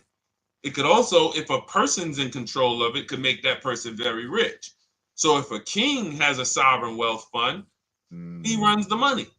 So this is what we're looking at. And they said, President Trump said he'd like to consider TikTok being one of the first acquisitions of the U.S. sovereign wealth fund. So we'll see. They're probably going to get some ownership of TikTok because essentially he's going to say he saved it. So he's probably going to. It's crazy that when you hear him talk about making America rich, he's talking about himself being rich. Absolutely. So when you see how he's positioning himself to get rich, I'm telling you, this stuff starts to make a lot more sense. Because if you say the goal is he's out for himself, he's out to get rich. So if we play it and say he's out to get rich, is what he's doing going to lead to him being richer? And I say yes. I say the sovereign wealth fund is going to lead to him being richer. Trump coin being a currency that he's tweeting about against the US dollar. This is a direct conflict of interest. That's like the person who runs the administration and the government for the country's money chooses a different type of money. If you have a felonious tree, you will have felonious fruit. Yes. So when you hear me talk and say we should be diversifying, if you notice, a lot of what God is trying to get across is these people see these plays coming. They're already moving this way. The scripture says something very interesting. The children of light or the children of darkness are wiser in their generation than the children of light. They are already moving to cash. They are already moving to precious metals. So you should be considering moving all of your investments into gold and into silver. It's not investment advice, but you ask yourself what assets are going to do the best if the US dollar goes down. And historically, it's gold. I don't care if it was 4,000 years ago. If you got gold, it's still worth it today. If you got the British pound or whatever the Roman Empire was using or whatever, that money don't mean the same. It doesn't mean the same thing it meant today, back then today. Yeah. Gold, silver are going up in value as the dollar goes down. So you want to be looking at ways to diversify from the dollar. I'm not a crypto fan because I don't believe crypto has anything. Crypto has nothing backing it, which is why you can see new crypto here, new crypto there. It's not backed by anything. You could start your own crypto. You could get on the blockchain, pay whatever fees. You got your own crypto. There's nothing backing it. So that's not going to be a solid investment when it's Trump's crypto is going to be very valuable because it's going to be tied to the U.S. economy. So a friend of mine who we're going to bring on a lot more smarter people that can educate us on this, but a friend of mine educated me on crypto, and I asked him a question, Curtis. I said, hey, what creates the value in crypto? He said, well, it's two things, I think. It's the use and the exclusivity. How much people use it and exclusivity. So Bitcoin has a limited number of coins that will ever be mined. And the mining process is very complex with mathematical formulas, computers, and all this weird stuff that's very hard to understand. But they said it's only going to be 21 million, 22 million coins mined. So there's a finite number of them. Problem is, imagine if only all the gold in the world, 100 guys owned it. That's the same thing with Bitcoin. A small number of people own like 90% of the Bitcoin. So it's never going to be a backing. If a small amount of people own 90% of the gold in the world, gold wouldn't be a backer to someone's currency. Right. So that's why I say gold, silver will always stand the test of time, and they're going to continually go up. This is where our savings, this is where you want your savings. This isn't your day-to-day money. But if you got 50 grand, 70 grand, 100 grand, 300 grand, you park that in gold and silver, do your research. Again, this isn't investment advice, but I'm telling you that if you sit here and let this dollar crash right before your eyes, you see a U.S. president who is betting against the dollar crashing, and you're not taking any steps to really educate yourself on diversifying your finance and your money, you got nobody to blame. And I don't want that to be you. Don't want that to be, we don't want that to be you, which is why we bring these things to y'all and we let y'all do what y'all want to do with them. Pray about them, research them, make your own decisions. Now, as we kind of get to our towards the end of our broadcast for today, a couple other things I want to get to a little bit. Did you hear that 47 hinting at Muskrat's time coming to an end as doggy chair, leader of the doggy? Or is that it? It's not doggy. I like that. And I like the Muskrat. I like it. I have not. What's going on with it? What are they saying? No, he just in a speech yesterday just basically hinted at the fact that, context. Elon is a special government employee. He only has 130 days to be in that position. So it's a finite period of time that at least legally he could serve in that position. Now we know we have a felonious tree, so we could expect some felonious fruit if in that regard, perhaps. But legally, he can only be in that position for 130 days. So we're at day 74 or something of this administration. A little more than half of that time has elapsed. So now, 47 has begun to kind of just float the idea that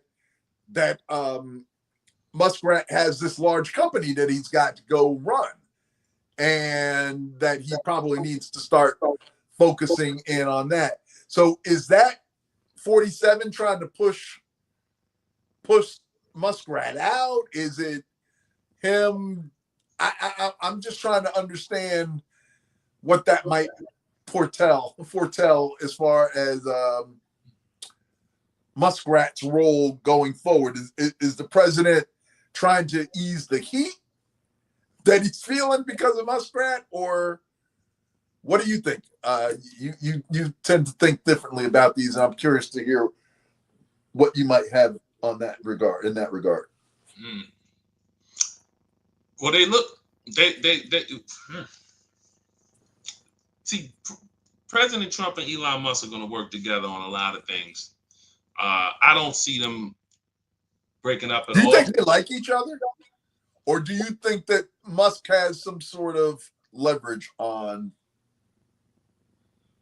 47? I mean, Musk. You think Musk has some sort of leverage? What do y'all think? Do y'all think Donald Trump and Elon Musk are actually tight?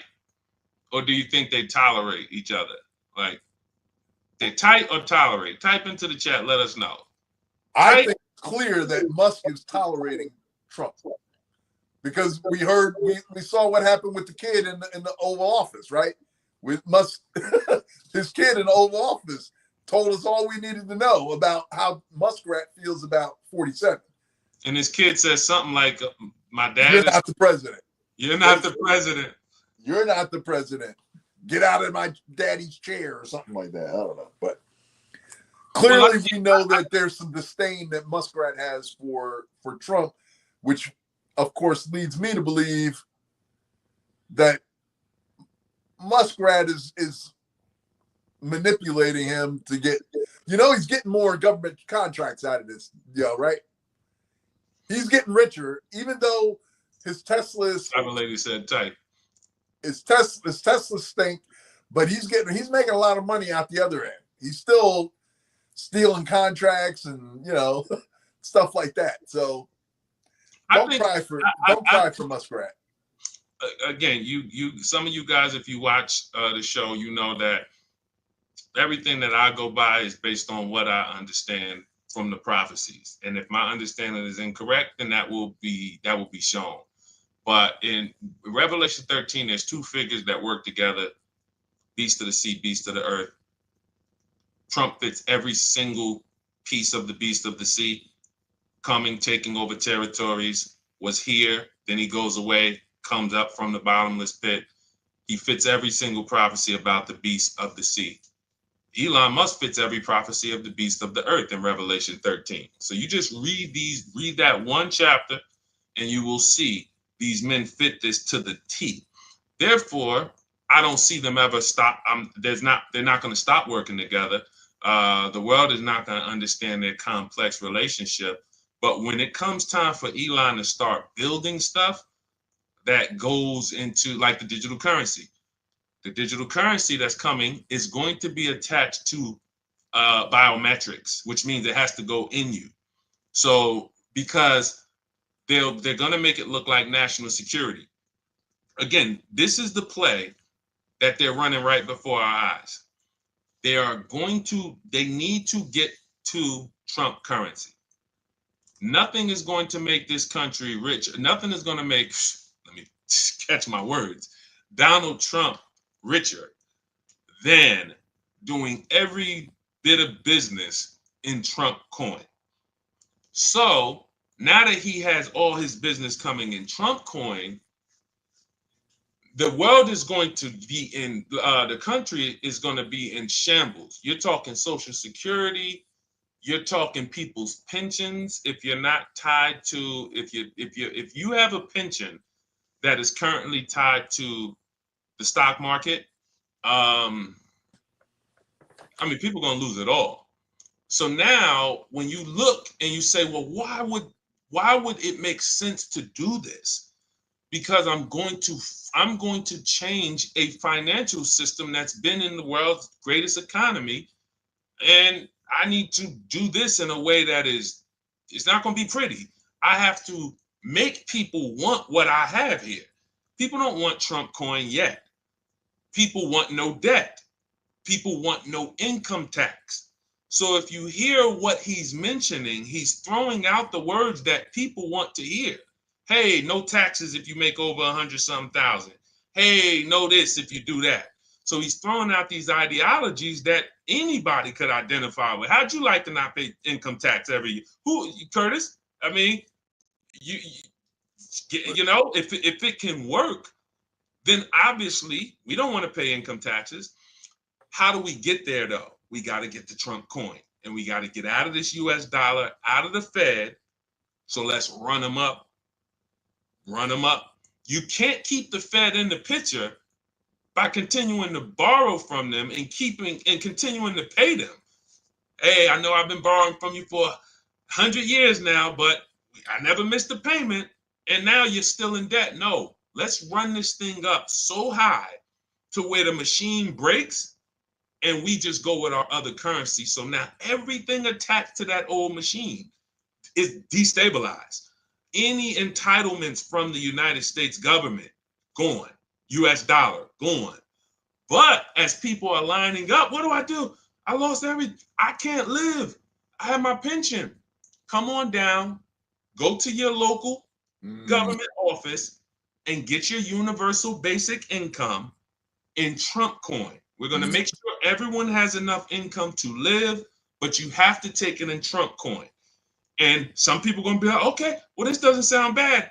Universal basic income. The party that preached against communism, against socialism, always tried to position the Democrats as the socialists, are going to be the real socialists. They're going to be the ones that say, come down, we'll give you this, but it's got to be tied into you because we still got 12 million migrants here that we couldn't get out. And for security purposes, we have to put this chip in you. Is that okay? We're only doing this for security, which means all of these migrants in this country that we can't get out, we're going to starve them to death. Because if they can't get this Trump coin, they can't buy or sell.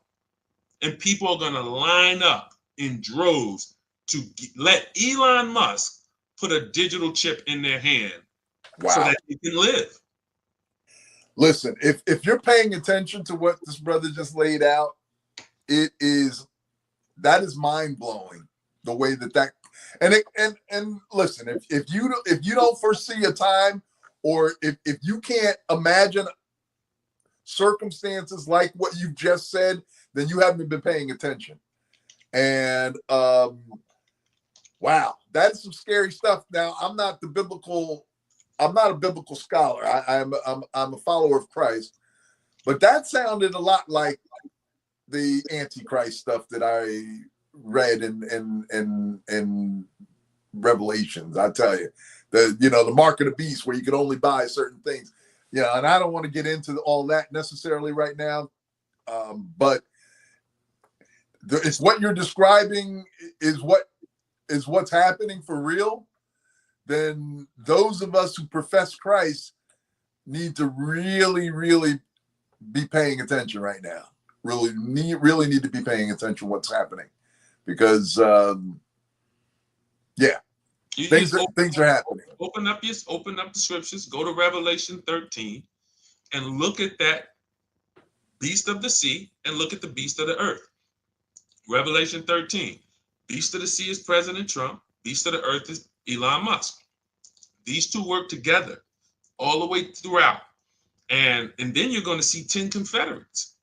So if we're keeping you posted to these, that's why we love doing these shows, because we got a different spin on this. Yes, we bring the news. Yes, we bring what's happening, but we are grounded in scripture, and we are at least going to give you something to consider, to open up, to read, to let you know where we're at, where the scriptures say we're at, where the prophetic scriptures say we're at. And right now, the two figures that were prophesied to come are here.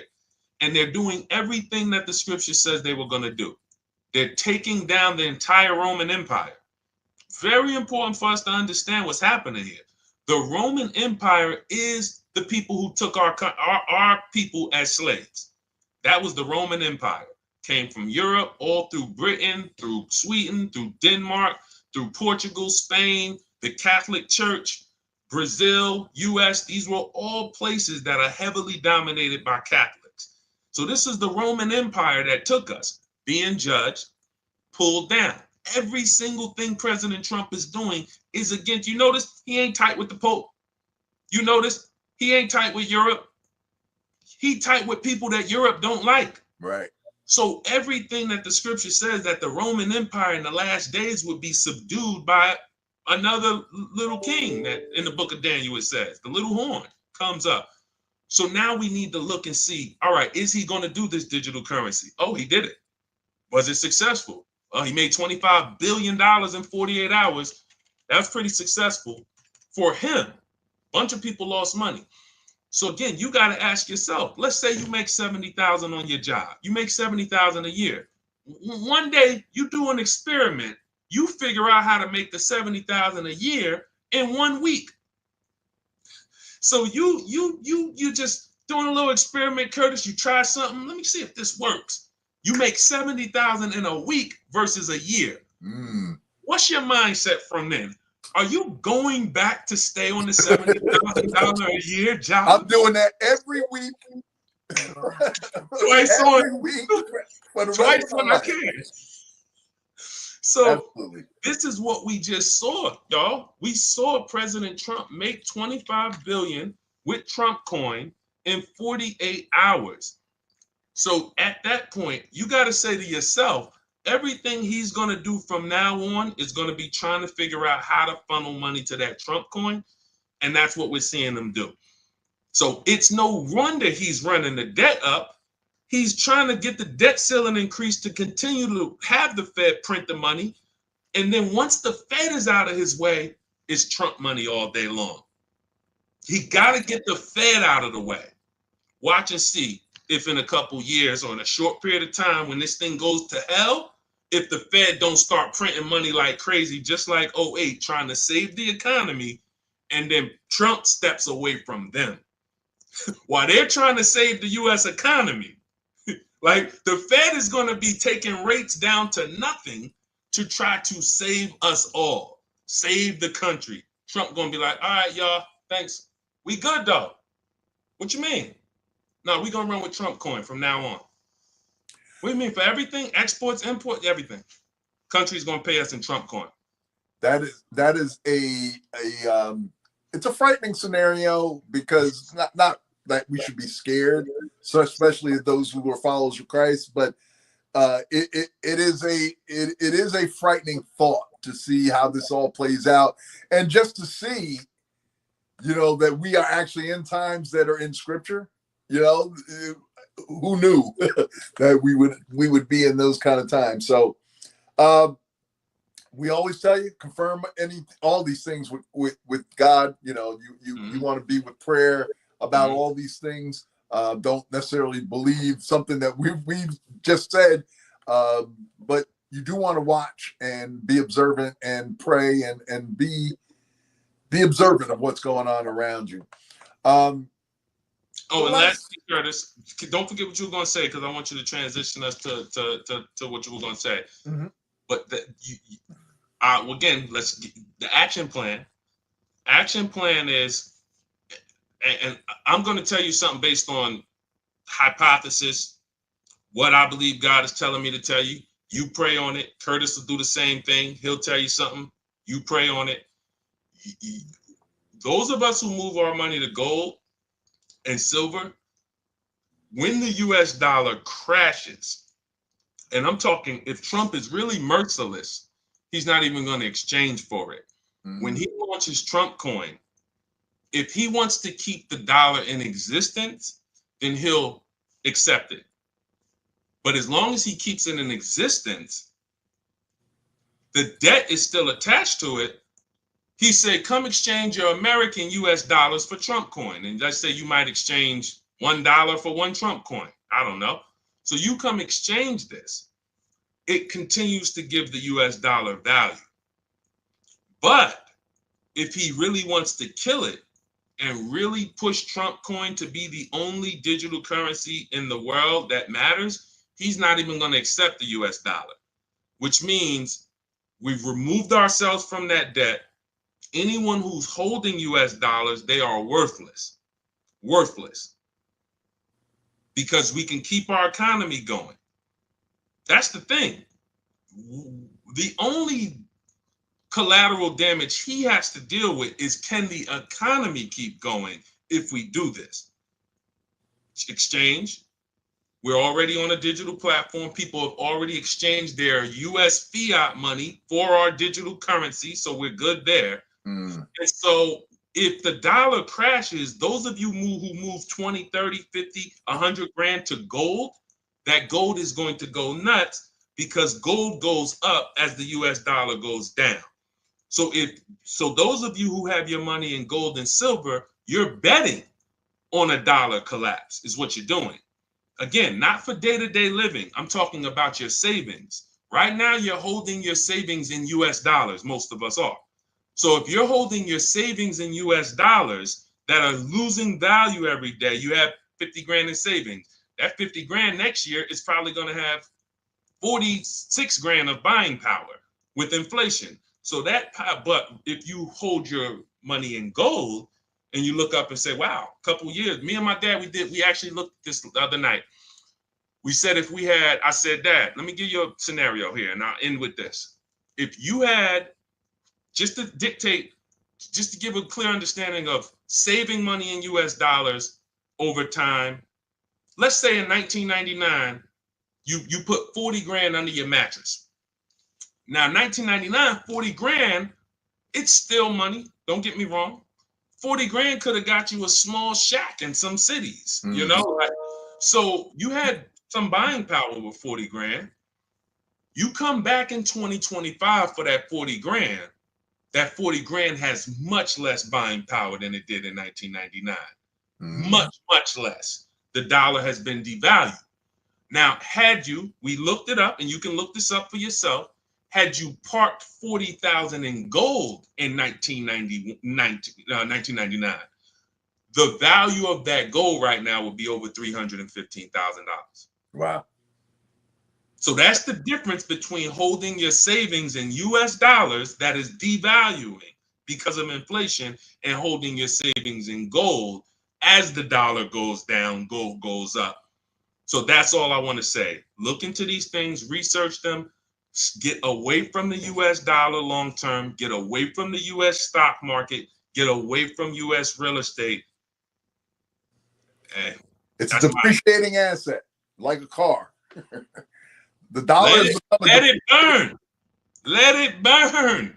Yeah. Listen, be wise. I'm not telling to sit on the sideline, Black people, but let's be wise. Get positioned and then sit on the sideline.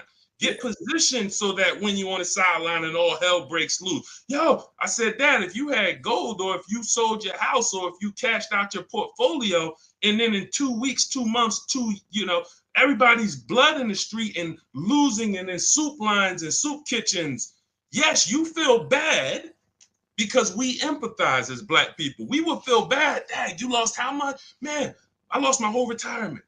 It went from 500 grand to $80,000 on me. And then I just pulled the 80,000 out.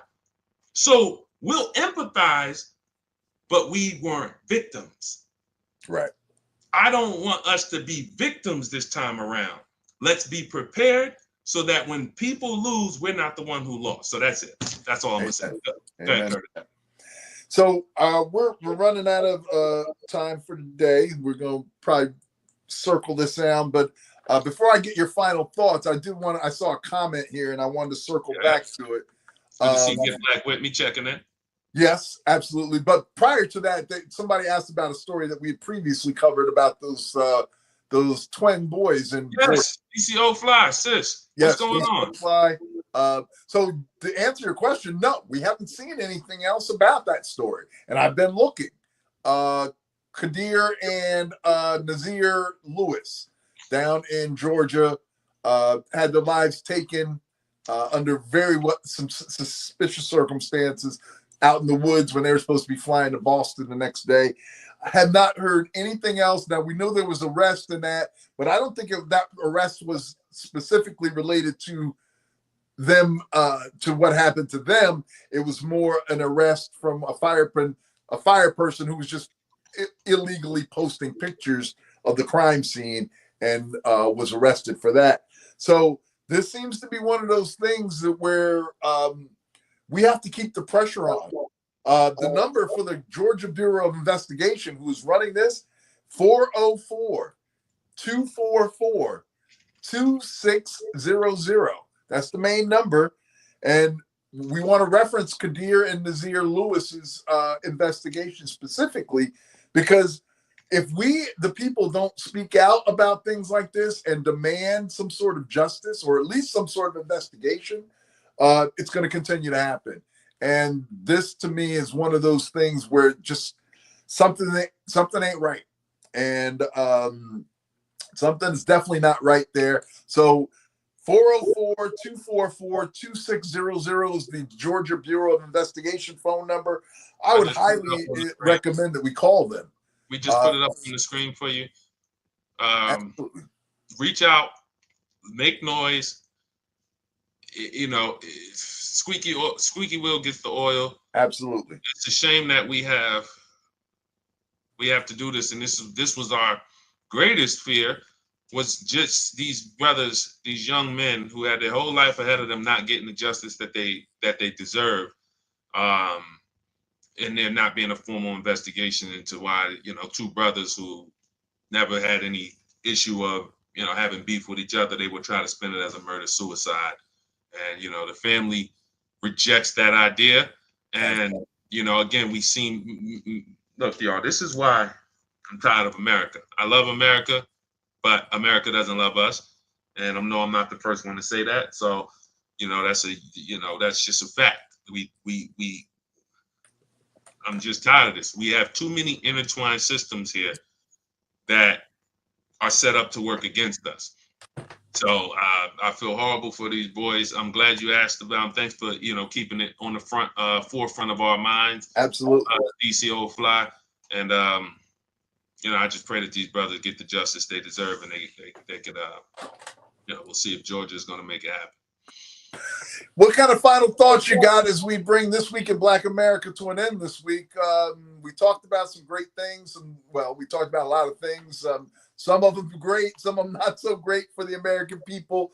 But we want people to be informed. We want people to be in positions to take proactive actions rather than being reactive. Any final thoughts that you had for our audience based on what's been going on this week in Black America?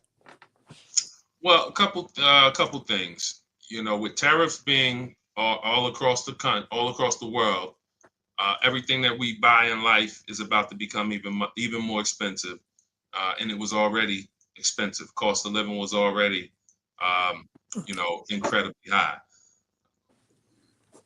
My thing, and it's a plea with all of you, is to not assume it's coming back. So if you assume it's coming back, you're going to lose here. This is the time to get out of the way, plan elsewhere. I always say Egypt is an incredible place to visit, because we had a show where we had a gentleman from California, young brother, moved from California to Egypt when he was 21. He actually moved to Tanzania. Then he moved to Egypt, been there for 3 years, black brother. And he says he loves it. He says they treat him so good. He says he feels safer. And he moved out there with his sister, by the way. His name is No Limit Eddie. So if you guys want to read more about No Limit Eddie, he has see more from him. He has a great YouTube channel, and we interviewed him on Hello Black America. And part of what we were talking to him about, this is his channel here, was the good, the bad, the ugly. Tell us about it. And he said, and the cost of living was probably the best thing about it. He said him and his sister, some of their most popular videos are them showing how they have an apartment in Egypt for $100, 170 US bucks. This allows all of you who are on fixed income, Social Security for now, you have pensions coming from the US, you have investments in the US, cash these things out. Ask God if what I'm telling you is true. I'm just going to continue to say that, because if you don't get it from me, I don't want you to get it from me. I would never take a man or woman coming up to me and tell me to sell my house and get my equity out, sell my stocks and get my 401k cashed out, and then prepare. I would never take that from someone, but I would honor if a person came to me and said, ask God if what I'm telling you is true. So you want to be out of, you don't want to let the United States eat up everything you have and then spit you out. And what that means is you might be making money and you're okay right now, but every single dime you're pulling money out of savings to live. These are the things you don't want to be doing. You could be moving elsewhere and post up somewhere for 6 months, a year, 2 years. Let things blow over if they're going to come back. But the message is it's not coming back. So if you're waiting for the stock market or the real estate market to come back, when you're there, you're going to be waiting at the bottom and it's not coming back. It's only coming back with a new currency system attached to it. So that's my plea, is that you ask God that you get your money out of the US dollar, start investing outside of the US dollar, that you get your pension, you get your 401ks, and if you have a pension attached to the stock market, get it out of there, and you just ask God what he wants you to do now. You're sitting there, you're looking at 100 grand in the bank, 200, 300 grand, $500,000. You cashed out everything. All right, God, what do you want me to do now? And look into, for those of you who are going to cash out your 401k, look into self-directed IRAs. See if you can open a self-directed IRA where you can actually handle your investments yourself and buy your gold and avoid taxes. So look into that. Do your research on cashing out your 401k and transferring it over to precious metals like gold and silver. So action is my prayer for everyone, is that you will take the action so that when we look up in 6 months, a year, 2 years, you are okay. You're set up, because the rich are going to be set up. Right. Houses go to 50 grand again. I remember you could get a 2-family boarded up house in East Orange for 60 grand. Houses go back to 60 grand again, and you're sitting on $400,000 or $500,000. You don't want to buy in here again. It's not coming back. So I'm not going to sit here and say when it comes back. That's my message to you guys. I got to stand on it so that when it happens, we look back and we can say, I never came off this thing. I'm warning you guys, it is not coming back. Get ready for America's implosion. And if you know America's going to implode, what would you do now knowing it's going to implode versus hoping it doesn't implode? Right. That's the message. Take action. Well, that's a great message. Take action is a great message. You don't want to be paralyzed into, you don't want fear to paralyze you to a point where you can't move, where you just can't take some sort of action. You want to be proactively ready. And we talked a little about it before. People like Warren Buffett, if you watch what the rich are doing, a lot of them are doing exactly as Brother Deshaun just basically stated, is they're getting cashed up. And that means they're preparing for a time when things are going to drop and they're going to be able to scoop up some good bargains.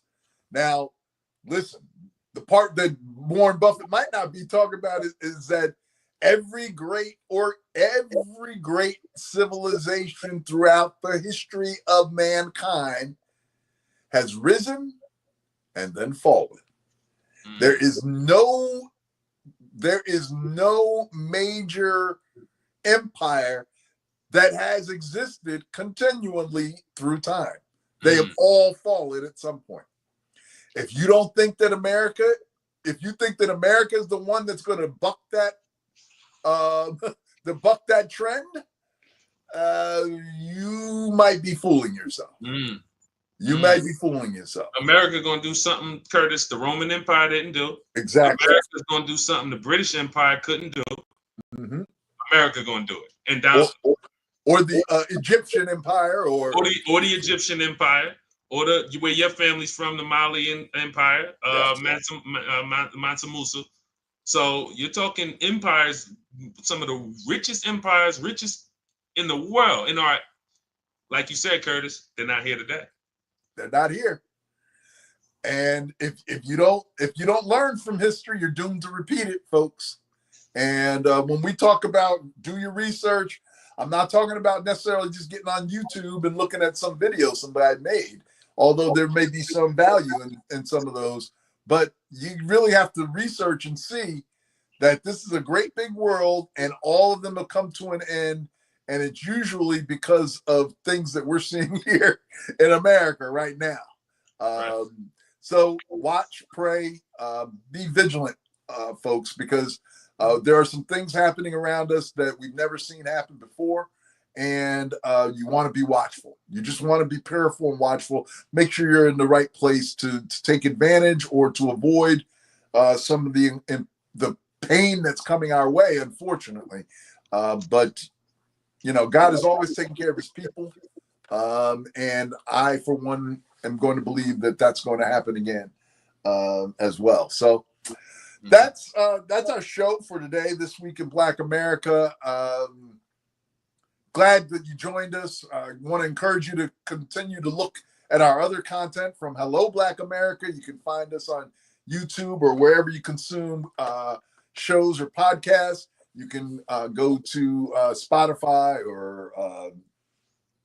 or the Apple Podcasts, any of those things. You can consume Hello Black America. Go back, listen to our shows. You'll better understand the founding and the fundamental principles that drive us and why you may hear us speaking the way we do. If you haven't already done so, please subscribe and like our content. Click the bell so you're notified when we go live, and continue to stay vigilant, folks. That's This Week on Hello Black America. I'm your co-host, Curtis Cheatham. For my brother, the host, Brother Deshaun. Hello. And that's it for This Week in Black America. Thank you, guys. We'll see you next week, Friday, 12 Eastern time. Thank you to all you guys that always check in with us. Get Black with me, Cyber Lady, DC Old Fly, Kenyatta. Thank you guys so much. Meraki, always appreciate seeing you. And that's our show this week. We'll see you back here. Same bad time. Where'd that come from? I know exactly where it came from. I'm waiting for the pow, bam, boom to show up in the background. There we go. Right. We'll see y'all next week.